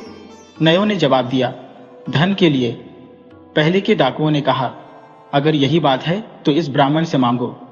इसके आकाश की ओर देखते ही धन की वर्षा होती है, इसी ने हमको धन दिया है। नए डाकुओं ने पहले के डाकुओं को छोड़कर ब्राह्मण को ही पकड़ लिया। बोले, बाबा जी, हम लोगों को भी धन दो। ब्राह्मण ने कहा, बहुत अच्छा, यदि यही चाहते हो तो धन वर्षा का योग साल भर के बाद आता है। साल भर ठहरो, उस योग के आने पर मैं बरसाकर तुम्हें भी दूंगा। डाकू बिगड़ उठे, बोले, क्यों रे दुष्ट ब्राह्मण, इनके लिए अभी वर्षा हुई और हम लोगों के लिए होगी साल भर बाद। यही कहकर उन्होंने उन्हें काट कर रास्ते पर फेंक दिया और साथ ही दौड़कर डाकुओं को भी पकड़ लिया। फिर क्या था, दोनों दलों में भयंकर मारामारी शुरू हुई। कितने ही मरे, कितने ही बचे। जो बचे उनमें फिर गोलमाल शुरू हुआ। इस प्रकार अंत में सिर्फ 2 आदमी बच गए और शेष सभी मारकाट में समाप्त हो गए। बचे हुए आदमी सारा धन रन लेकर जाते जाते एक गांव के पास आए। वहां उन्होंने एक वृक्ष के नीचे रुपयों को छिपा रखा। उनमें से एक तलवार लेकर वृक्ष पर चढ़ गया और पहरा देने लगा। दूसरा खाने को भात लेने के लिए गांव में गया। तलवार लेकर पहरा देने वाले ने सोचा कि अगर वह लौटकर आएगा तो इस धन को 2 हिस्सों में बांटना पड़ेगा। यह सोचकर उसने तलवार को संभाल कर पकड़ लिया और उसके आने की राह देखने लगा। जो गांव में भात लेने गया वह भी सोचने लगा कि यदि वह जीता रहेगा तो आधा हिस्सा ले लेगा। इस भात में विष मिलाकर यदि उसे खिलाया जाए तो वह खाते ही रह जाएगा और रुपया सारा का सारा मेरा होगा। यही सोचकर खुद तो उसने आधा खा लिया और बाकी में विष मिलाकर ले आया। पहला आदमी पहले से ही सज धज कर बैठा था। दूसरे के आते ही तलवार से उसके 2 टुकड़े कर एक गुप्त स्थान में फेंक आया। फिर खुद भी विषाक्त भात खाकर मर गया। इधर गुरु को छुड़ाने के लिए शिष्य रुपया पैसा लेकर 2-1 दिन के भीतर ही आ पहुंचे। आकर देखा गुरु वहां नहीं है और धन रत्न चारों ओर बिखरा पड़ा है। वे समझ गए कि गुरु ने उनकी बात नहीं सुनी। वे धन वर्षा करके सबके साथ स्वयं भी विनष्ट हो गए हैं। कहानी देवता की मनौती। एक बार किसी राजा के एक पुत्र हुआ। राजकुमार थोड़ी ही उम्र में नाना विद्याओं को सीखकर खूब पंडित हो गए। इस समय काशी के लोग पर्व के दिन खूब धूमधाम से देवी देवता की पूजा करते। उनकी पूजा की सामग्री फूल अक्षत तो थे ही, साथ ही बकरा, भेड़ा, सुअर, मुर्गा वगैरह को मारकर उनके रक्त मांस से भी वे लोग पूजा किया करते। राजकुमार के मन में यह हत्याएं देखकर बड़ी चोट लगती। उन्होंने सोचा, लोग देवता की पूजा करते समय बहुत जीवों की हत्या करते हैं। इससे धर्म का रास्ता छोड़कर अधर्म के रास्ते पर ही जा रहे हैं। मैं जब राजा हूंगा तो जैसे बनेगा इस प्रथा को उठा दूंगा। लेकिन यह बात इस ढंग से करनी होगी कि लोगों को कष्ट भी ना हो और यह प्रथा भी उठ जाए। कुछ दिन बीत गए। राजकुमार एक दिन रथ पर चढ़कर नगर के बाहर घूमने गए। रास्ते में उन्होंने देखा एक बड़े भारी बरगद के पेड़ के नीचे सैकड़ों आदमी जमा हुए हैं। उन लोगों की धारणा थी कि उस बरगद के पेड़ पर एक देवता का वास है। उस देवता का बड़ा प्रभाव है। पूजा देकर उनसे जो आदमी जो कुछ चाहता है वही पाता है। यही सोचकर लोग बकरा, भेड़ आदि काटकर देवता की पूजा देते थे और मनौती मानते थे। अपनी अपनी इच्छा के अनुसार लड़का लड़की मानते थे। ये देखकर राजकुमार रथ से उतरकर दरख्त के नीचे जाकर धूप दीप देकर उसी तरह पूजा की जिस तरह वे लोग कर रहे थे। इसके बाद बरगद को प्रणाम और प्रदक्षिणा करके चले गए। इसके बाद प्रतिमास वहां आकर वे पूजा कर जाते। कुछ दिनों के बाद राजा की मृत्यु होने पर राजकुमार ही राजा हुए। राजगद्दी पर बैठकर यथाशक्ति धर्म के अनुसार राज्य करने लगे। लेकिन उनके मन से यह बात गई नहीं थी कि जीववध करके पूजा करने का रिवाज राज्य से हटा देना होगा। एक दिन राज्य के मंत्री और बड़े बड़े आदमियों को बुलाकर उन्होंने कहा, आप लोग जानते हैं मैंने कैसे राज्य पाया है? उन आदमियों ने कहा, नहीं महाराज, हम लोग तो यह कुछ नहीं जानते। जानी हुई बात तो यही है कि राजा का पुत्र राजा होता है। राजा ने कहा, हाँ होता तो यही है, किंतु और भी एक कारण है। आप लोगों ने शायद देखा होगा कि मैं बीच बीच में उस बरगद के देवता की पूजा किया करता और हाथ जोड़कर प्रणाम किया करता था। सभी ने कहा, हाँ महाराज, यह सब हम लोगों ने देखा है। राजा ने कहा, मैंने उसी समय देवता के निकट मनौती की थी कि राज्य पाने पर मैं उनकी पूजा करूंगा। मैंने उस देवता के अनुग्रह से ही राज्य पाया है। मुझे उनकी पूजा करनी होगी, इसलिए आप लोग उसकी तैयारी कर दीजिए। उन लोगों ने कहा, बताइए महाराज, क्या तैयारी की जाए? राजा ने कहा, मैंने मनौती की है कि हमारे राज्य में जितने पाखंड हैं, जो जीव हत्या करते हैं, झूठ बोलते हैं, चोरी करते हैं और इसी तरह के अन्य पाप कर्म करते हैं, उन्हीं के रक्त मांस और कलेजे से उस देवता की पूजा करूंगा। इन्हीं को जुटाना होगा। आप लोग भेरी बजाकर नगर में घोषणा कर दें कि हमारे महाराज जब युवराज थे तो बरगद के दरख्त के नीचे उन्होंने मनौती की थी कि वे जब महाराज होंगे तो उनके राज्य के इस प्रकार के 1000 आदमियों के रक्त मांस और कलेजे से उस देवता की पूजा करेंगे। जो लोग जीव हिंसा करते हैं चोरी करते हैं, झूठ बोलते हैं अथवा इस प्रकार के अन्य खराब काम करते हैं। इस प्रकार की पूजा करके वे अपनी मनौती मनाएंगे। मंत्रियों ने राजा के आदेश की घोषणा कर दी। नतीजा यह हुआ कि राजा की मनौती कभी नहीं मनाई गई। कहानी प्रतिशोध। काशी के रास्ते में देखा गया एक बैलगाड़ी जा रही है। गाड़ी में सिर्फ 2 आदमी बैठे हैं, एक गाड़ीवान और दूसरा उसी गाड़ी का मालिक। मालिक की पोशाक देखकर जान पड़ता है कि वे एक बड़े सेठ, बड़े सौदागर हैं। सेठ जी का नाम था पांडु।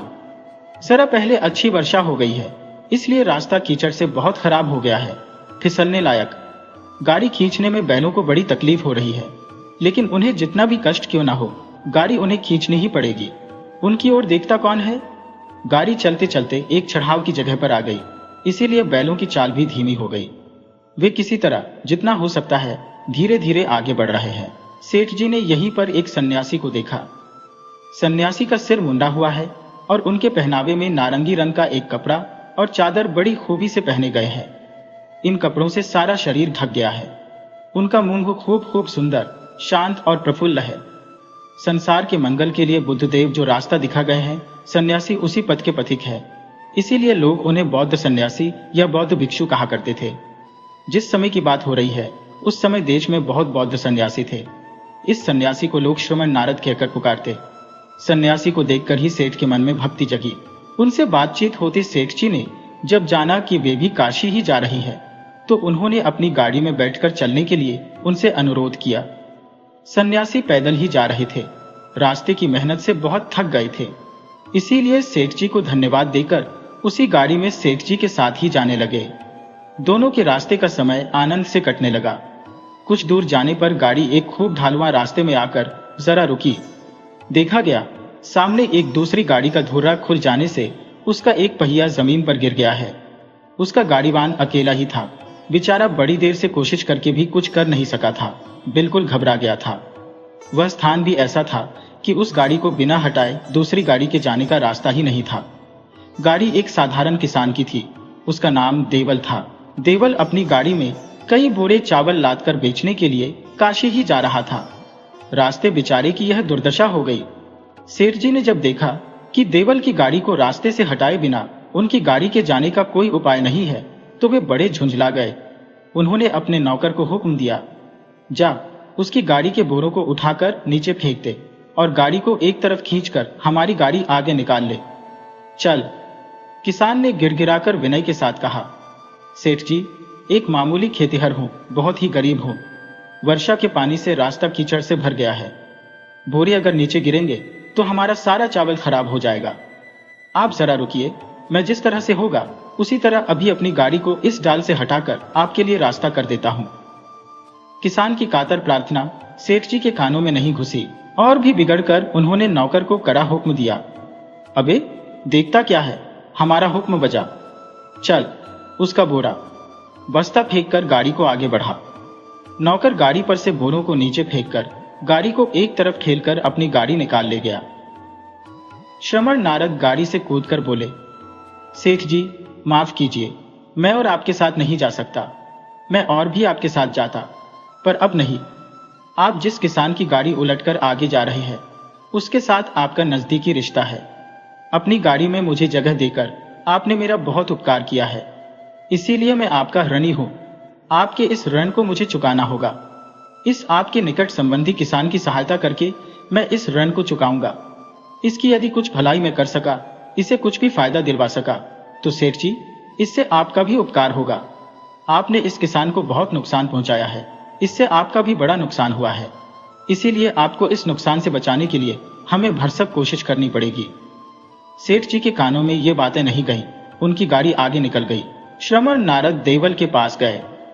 दोनों जने मिलकर बोरों को उठाकर उनमें से भीगा चावल एक जगह और बचा हुआ दूसरी जगह ठीक करके बांधने लगे। गाड़ी को भी दोनों ने पकड़ करके उठाया, ठीक करके बोरों को चढ़ाया।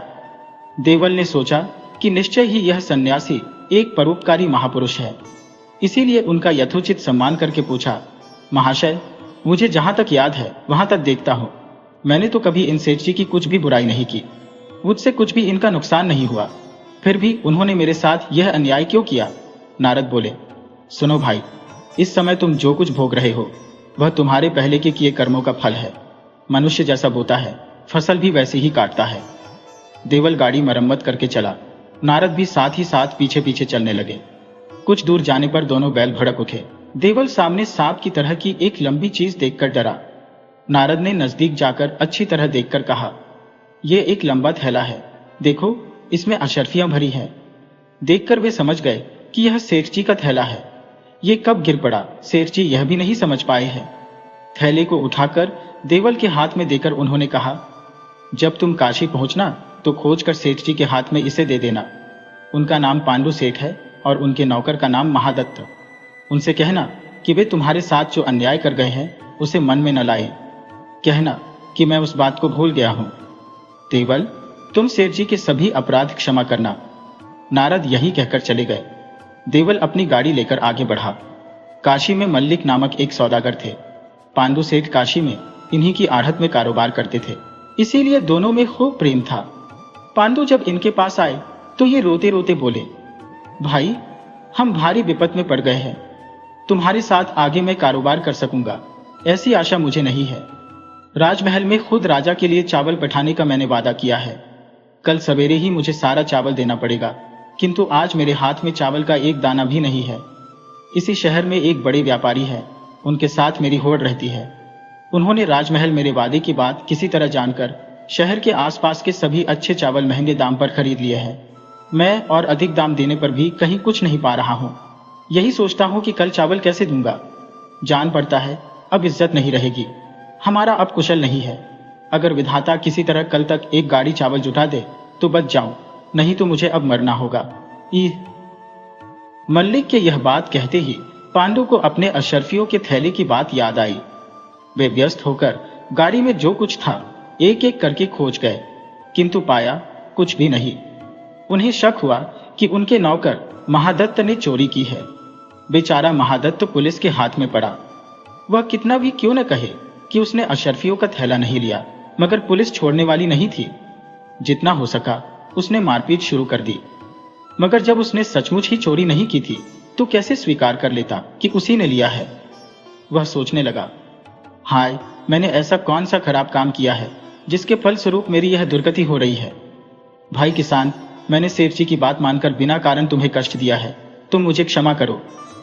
पुलिस जिस समय महादत्त को लेकर मारपीट रही थी उसी समय देवल वहां आ गया। पांडु पहले से ही वहां थे। देवल ने अशर्फियों का थैला उनके पास रखकर बताया कि किस प्रकार उसने उसे पाया था। पुलिस महादत्त को अधिक देर तक नहीं अटका सकी।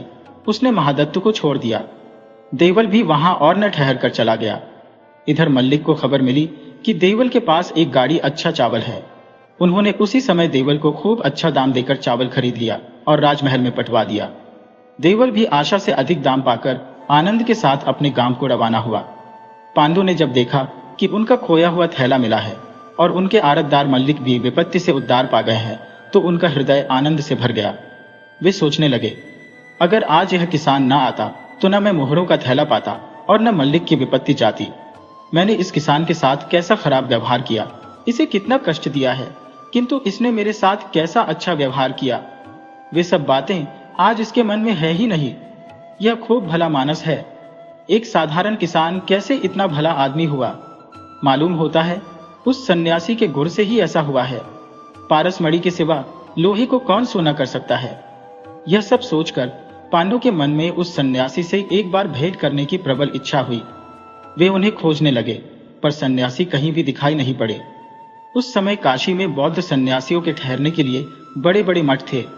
इसीलिए पांडु के मन में सहज ही यह बात उठी कि श्रमण नारद इन्हीं में से किसी एक मठ में मिल सकते हैं।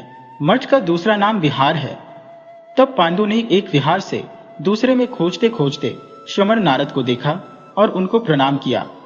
खैर दोनों में कौन कैसा है कैसा नहीं इत्यादि नाना बातें हुई। बातों ही बातों में श्रमण नारद ने कहा, सेठ जी, अधिक कहने से आप इस समय नहीं समझेंगे, पीछे समझ सकेंगे। इसीलिए इस समय एक मामूली बात कहता हूं, आप इसे याद रखकर चलें तो सब ओर से आपका भला होगा। सेठ जी, जब आप किसी को दुख पहुंचाने जाएं तो अपने मन में पहले यह सवाल कीजिए कि अगर दूसरा कोई मुझे ठीक ऐसा ही कष्ट दे तो क्या मुझे अच्छा लगेगा। यदि अच्छा लगे तो आप दूसरे को दुख दें और यदि अच्छा न लगे तो आप भी दूसरे को दुख नहीं दे सकते। सेठ जी, एक और बात आप मन में पूछें कि यदि मेरी कोई सेवा करे तो मुझे अच्छा लगेगा कि नहीं। यदि अच्छा लगे तो आप भी दूसरों की सेवा करने के अवसर से नहीं चूकिए। सेठ जी, आप जैसा बीज बोएंगे वैसा ही फल भी होगा। दूसरे को दुख देकर उससे अपने दुख का बीज लगाया जाता है। इसी तरह दूसरे को सुख देकर अपने सुख का बीज बोया जाता है। पांडु सेठ ने कौशाम्बी में एक बड़ा विहार बनवाया है। सैकड़ों बौद्ध भिक्षु यहाँ वास करते हैं। बहुत दूर दूर से बहुत से लोग यहाँ विद्या प्राप्त करने आते हैं। लोग यहाँ धर्म की बातें सुनकर आनंद पाते हैं। व्यवसाय वाणिज्य में पांडु सेठ इस समय खूब बड़े हो गए हैं। उनका नाम सभी जानते हैं। एक बार कौशाम्बी के राजा ने आज्ञा दी कि पांडु सेठ के द्वारा एक सोने का मुकुट बनवाना होगा, जिसमें अनेक तरह के हीरा मोती के काम होने चाहिए, जिससे वह खूब सुंदर हो। दाम चाहे जितना भी अधिक क्यों न हो, कोई हर्ज नहीं। राजमहल से सेठ जी के पास खबर गई। सेठ जी ने भी थोड़े ही दिनों में एक खूब सुंदर मुकुट तैयार कर लिया। जब वे इस मुकुट को लेकर कौशाम्बी जाने लगे तो साथ में और भी कई तरह के जवाहरात ले लिए, क्योंकि वहां इनकी बिक्री सहज ही में हो सकती थी। बहुत रुपए का सामान साथ में होने के कारण सेठ जी ने साथ में 20-25 सिपाही भी ले लिए, क्योंकि मुमकिन था कि रास्ते में कोई विपद आ पड़े। कौशाम्बी के रास्ते में एक जगह थोड़ी खतरनाक थी। वहां रास्ते के दोनों ओर पहाड़ है, रास्ता बीच से होकर जाता है। इसी जगह एक छोटे से गांव में कई डाकू रहते थे। अवसर पाकर राहगीरों को मारपीट कर उनका सामान लूट लेना ही उनका काम था। सेठ जी जब इस स्थान पर पहुंचे तो 50-60 डाकुओं ने आकर उन्हें घेर लिया। सिपाही उनके साथ खूब लड़े मगर कुछ कर न सके। सेठ जी के पास जो कुछ था डाकू लूट कर ले गए। उनका सब कुछ चला गया। मुकुट के साथ जो जवाहरात लाए थे वह भी गया, कुछ भी नहीं बचा। सिर पर हाथ रखकर वे जमीन पर बैठ गए। सेठ जी के मन में खूब चोट लगी, किंतु वे चुप रह गए। बाहर कुछ भी प्रकट नहीं होने दिया। उन्होंने सोचा, एक दिन मैंने भी कम अत्याचार नहीं किए हैं। कितने लोगों को कितना कष्ट दिया है, यह बात आज मैं समझ रहा हूं। मैंने जो बीज बोया है उसी का यह फल मिल रहा है। सेठ जी ने आज समझा कि दुख क्या वस्तु है। वे समझ गए कि दूसरे को कष्ट देने से उसे कैसा लगता है। पहले के किए हुए बुरे कामों के पछतावे से जल जल कर उनका मन साफ होने लगा। उनके हृदय में इस समय दया का स्रोत दिखाई दिया। अब गरीब हो जाने के कारण उनका कष्ट दूर हो गया।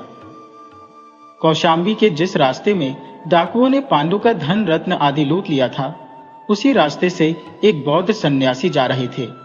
उनके पास एक भिक्षा पात्र और एक छोटी पोटली थी। पोटली एक बेशकीमती कपड़े से बंधी थी। इस कपड़े में हाथ की लिखी कई पुस्तकें थी। इस वस्त्र को किसी भक्त गृहस्थ ने दिया था। यह बेशकीमती कपड़ा ही भिक्षु की विपत्ति का कारण हुआ। डाकुओं ने दूर से ही देखकर सोचा कि इस पोटली में कुछ बेशकीमती चीज है, किंतु उसे लूटकर जब उन्होंने खोलकर देखा तो उन्होंने पोथियों को खोलकर फेंक दिया और लौटती बार भिक्षु को खूब पीटकर चलते बने। पीड़ा के मारे भिक्षु हिल भी नहीं सकते थे। सारी रात वहीं पड़े रहे। दूसरे दिन सवेरे किसी तरह उठकर फिर धीरे धीरे रास्ता पकड़कर चलने लगे। जरा आगे बढ़कर ही उन्होंने जंगल में आदमियों की चिल्लाहट और तलवारों की झंझनाहट की आवाज सुनी। वे जरा रुक कर खड़े हो गए। जंगल के भीतर से देखा गया कि डाकू ही आपस में लड़ रहे हैं। एक तरफ अकेला आदमी है और दूसरी तरफ और सभी। देखने ही से समझ में आ जाता है कि जो आदमी अकेला लड़ रहा है वह औरों से कहीं अधिक जोरावर है। फिर भी वह अधिक देर तक नहीं लड़ सका। उसको मुर्दे की तरफ पड़ा देखकर धीरे धीरे और सभी चले गए। सब डाकुओं के चले जाने पर भिक्षु धीरे धीरे घायल आदमी के पास गए और समीप के झरने से थोड़ा सा जल ले आकर उसके मुंह आंख आदि में देकर उपचार करने लगे। थोड़ी देर बाद ही उसे चैतन्य हुआ। भिक्षु ने उस समय किसी एक दरख्त की पत्तियां लाकर उनका रस निकालकर उस आदमी के शरीर के क्षत स्थानों पर लगा दिया। आदमी फिर भी पड़ा ही था। उसने धीरे धीरे आंख खोलकर भिक्षु की ओर देखा, फिर बोला, कल अपने साथियों के साथ मैंने एक भिक्षु को खूब मारा था। क्या आप ही वह भिक्षु हैं? आप ही मेरे उन अत्याचारों के बदले में यह उपकार करने आए हैं? आपके लिए आए हुए इस जल से मेरी प्यास जाएगी सही, पर भाई अब मेरे जीने की कोई आशा नहीं है। मैंने ही अपने उन साथियों को मारने के दाव पेच सिखाए थे, मगर उन कुत्तों ने मुझसे सीखी हुई विद्या से मुझी को मारा। भिक्षु ने कहा, भाई जो जैसा बोता है वैसा ही काटता भी है। ये बात अक्षरशः ठीक है। तुमने अपने साथियों को मारामारी, लूटपाट वगैरह सिखाया है। वह सीखकर उन्होंने तुम्हें ही मारा है। तुम अगर उनको दया की सीख देते तो तुम्हारे ऊपर वे दया ही करते।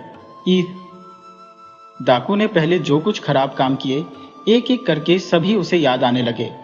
वह इससे व्याकुल हो उठा और बोला, मुझे अपने किए का प्रायश्चित करना पड़ेगा। मैंने बहुत पाप किए हैं। सुनिए महाशय, मैं अपनी सारी कथा आपको खोलकर कहता हूं। पांडु नामक एक बड़ी सेठ है। इनका नाम सभी जानते हैं।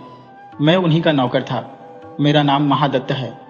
वे मुझसे जब जो कुछ करने को कहते थे, मैं उसी काम को तभी इच्छा न रहने पर भी यह सोचकर करता था कि मैं उनका नौकर हूं।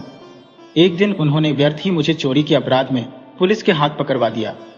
पुलिस ने उनके सामने मुझे ऐसी मार दी कि जिसका नाम हो। मैं प्रायः मर ही चुका था।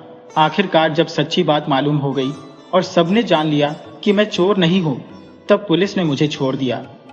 सेठ जी के ऊपर मुझे बड़ा गुस्सा आया। मैं उनसे कुछ भी न कहकर उसी समय एक और बाहर हो पड़ा। बाहर होकर मैं एक डाकुओं के दल में आ मिला। कुछ दिन बाद ही मैं उनका सरदार हो गया। एक दिन खबर मिली कि वह सेठ एक बेशकीमती मुकुट और साथ ही बहुत रुपयों के जवाहरात लेकर कौशाम्बी जा रहे हैं। सुनते ही अपना दल बल लेकर जो कुछ उनके पास था सभी लूट लिया। आज आप दया करके उनके पास जाइए और मेरी ओर से उनसे कहिए कि आपने जो मेरे ऊपर बिना कारण अत्याचार किया था, उसका बदला लेने की इच्छा मेरे मन में बराबर बनी रही। आज मेरे मन से वह सभी कुछ धुल पुंज गया है। मैंने आपका सामान लूटकर जो अपराध किया, उसके लिए क्षमा प्रार्थना करता हूं। आप मुझे दया करके क्षमा करें। बाबा जी, मैं जिस समय उनका नौकर था, उस समय वे ही मेरे आदर्श थे। उस समय उनका हृदय पत्थर की तरह कठोर था। उनकी नकल करके मैं भी वैसा ही हो गया था। इधर सुना है, सेठ जी अब पहले की तरह नहीं है। उनका हृदय इस समय दया से भरा है। दूसरों का उपकार करना ही इस समय उनका काम है। मैं कुछ भी भला काम न कर सका। बाबा जी, जाइए, आप जितना शीघ्र हो सके सेठ जी के पास जाइए। उनको बता दीजिए कि उनका वह मुकुट और जवाहरात सब पास की इसी गुफा में मिट्टी के नीचे गड़े हैं। मैं और मेरे 2 और साथियों के सिवा दूसरा कोई इस बात को नहीं जानता। मेरे वे साथी मर गए हैं। इस समय वे जितना शीघ्र हो सके आकर इसे ले जाएं। यह बात कहते कहते महादत्त की जीभ बंद हो गई। वह और कुछ न बोल सका। क्षण भर में ही सन्यासी की गोद में सिर रखकर वह सदा के लिए सो गया। यह सन्यासी हम लोगों के परिचित वही श्रमण नारद के सिवा और कोई नहीं है। उन्होंने कौशाम्बी जाकर सेठ जी से सारी बातें कह सुनाई। सुनकर उन्हें महादत्त के लिए बड़ा कष्ट हुआ। इसके बाद अनेक प्यादा पलटन आदमी जन लेकर वे उस गुहा के भीतर से मुकुट और जवाहरात उठा लाए। उनका कारोबार फिर बड़ा हो उठा।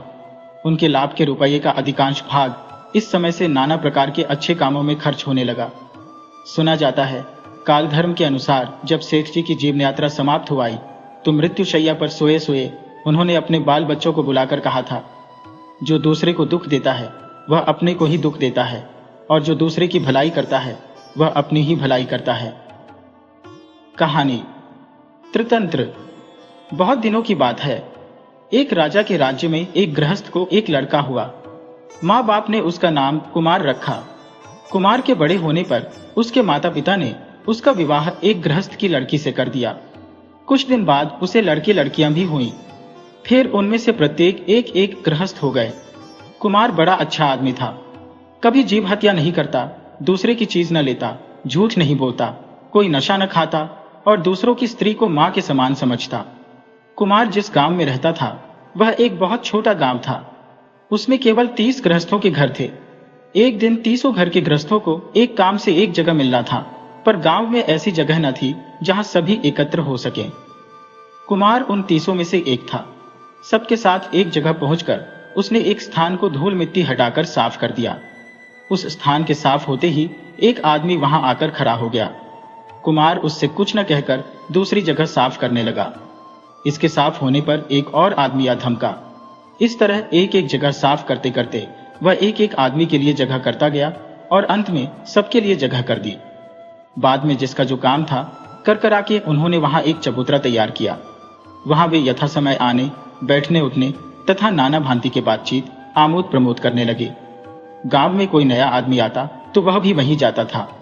इस तरह उनके दिन कटने लगे।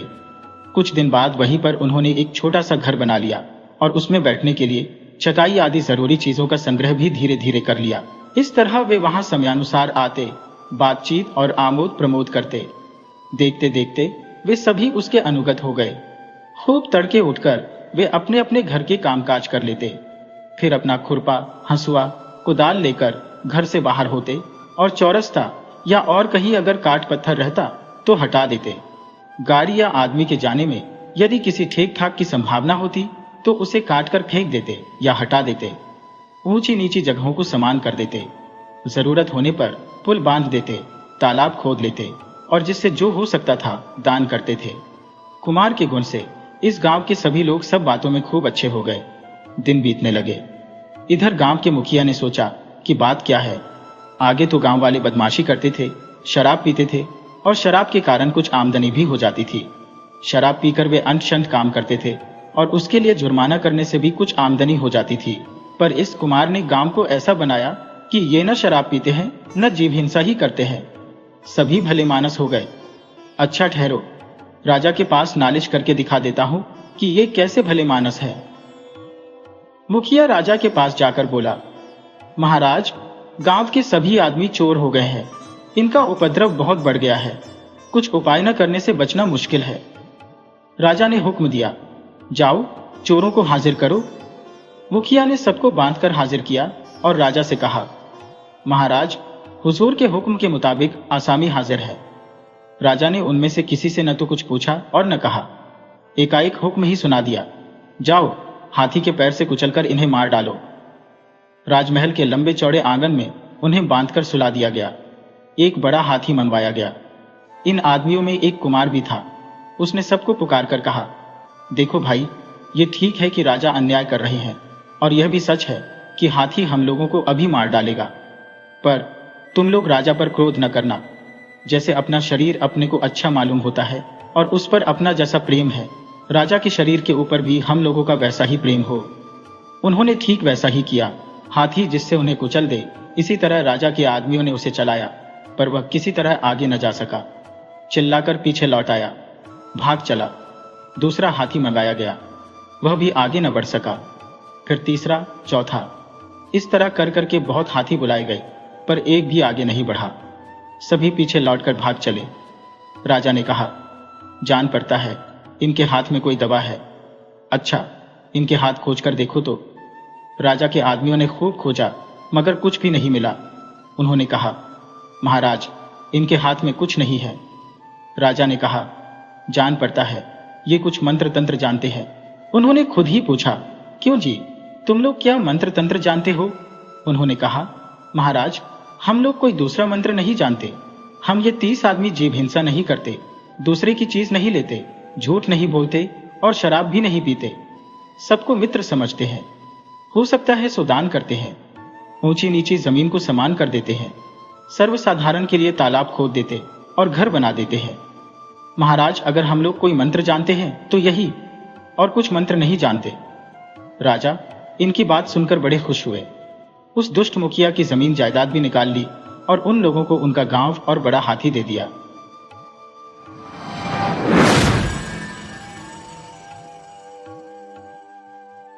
टीकमपुर गांव में रहने वाला टिल्लू एक अनाथ बच्चा था। 6 साल के टिल्लू की मां उसके पैदा होते ही चल बसी और जब वह महज 3 साल का था तब एक अनजान बीमारी ने उसके पिता को भी छीन लिया। टिल्लू अपने गरिमा के साथ जीने की कोशिश करता था। उसके माता पिता ने बड़े प्यार से उसका नाम केशव रखा था, मगर गांव में हर कोई उसे टिल्लू कहकर बुलाता था। टिल्लू दिन भर गांव में यूं ही आवारा घूमता फिरता।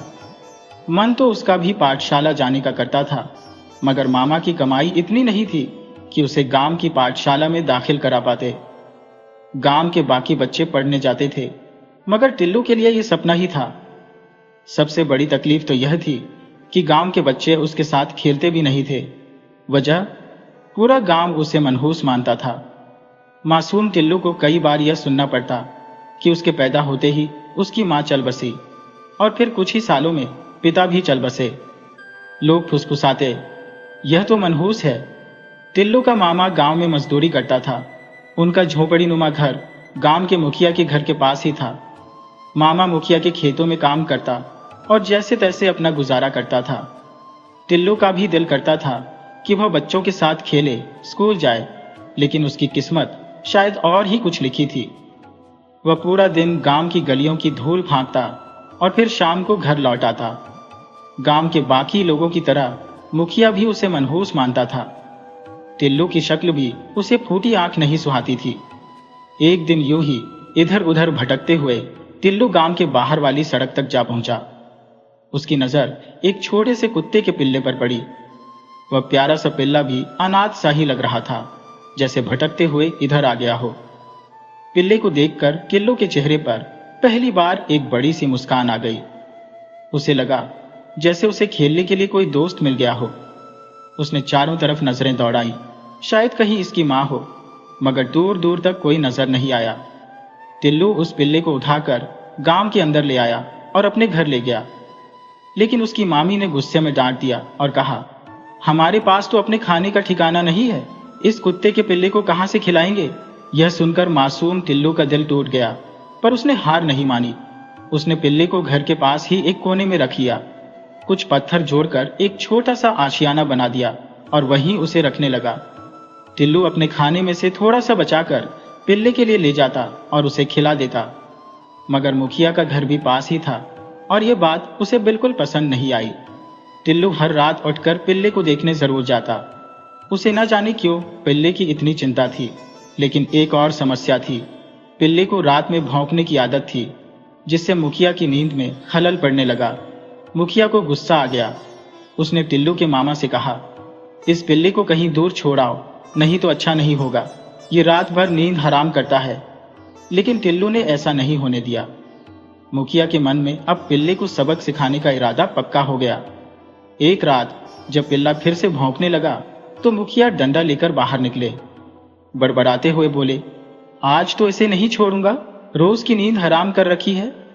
लेकिन जैसे ही वे पहुंचे, पिल्ला अंधेरे में कहीं गायब हो गया, मानो उसे भांप लिया हो कि खतरा करीब है। टिल्लू ये सब देख रहा था और अब उसे पिल्ले की चिंता और भी बढ़ गई। कई दिन ऐसे ही बीत गए।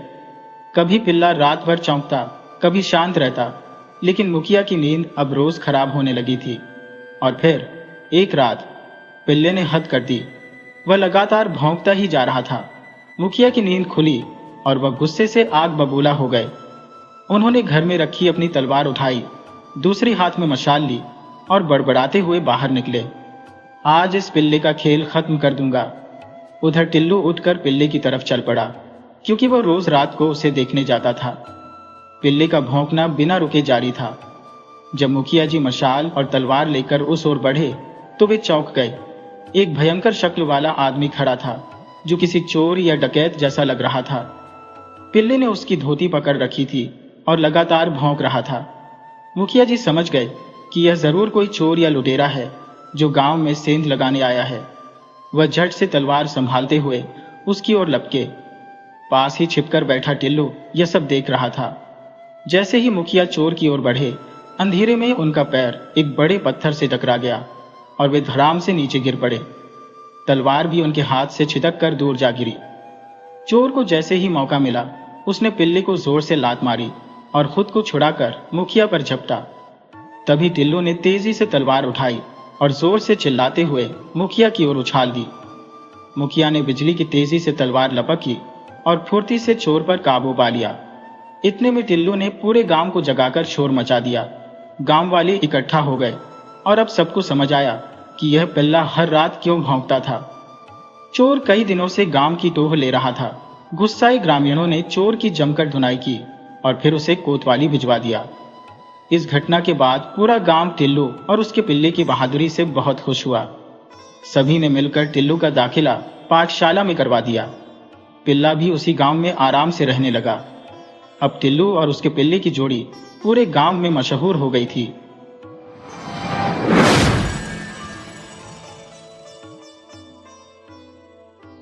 वीडियो अच्छी लगे हो तो इसे लाइक करें और ऐसी ही मज़ेदार कहानियों के लिए चैनल को सब्सक्राइब करें और बेल आइकन दबाएं। ज़्यादा से ज़्यादा अपने दोस्तों को शेयर करें। धन्यवाद।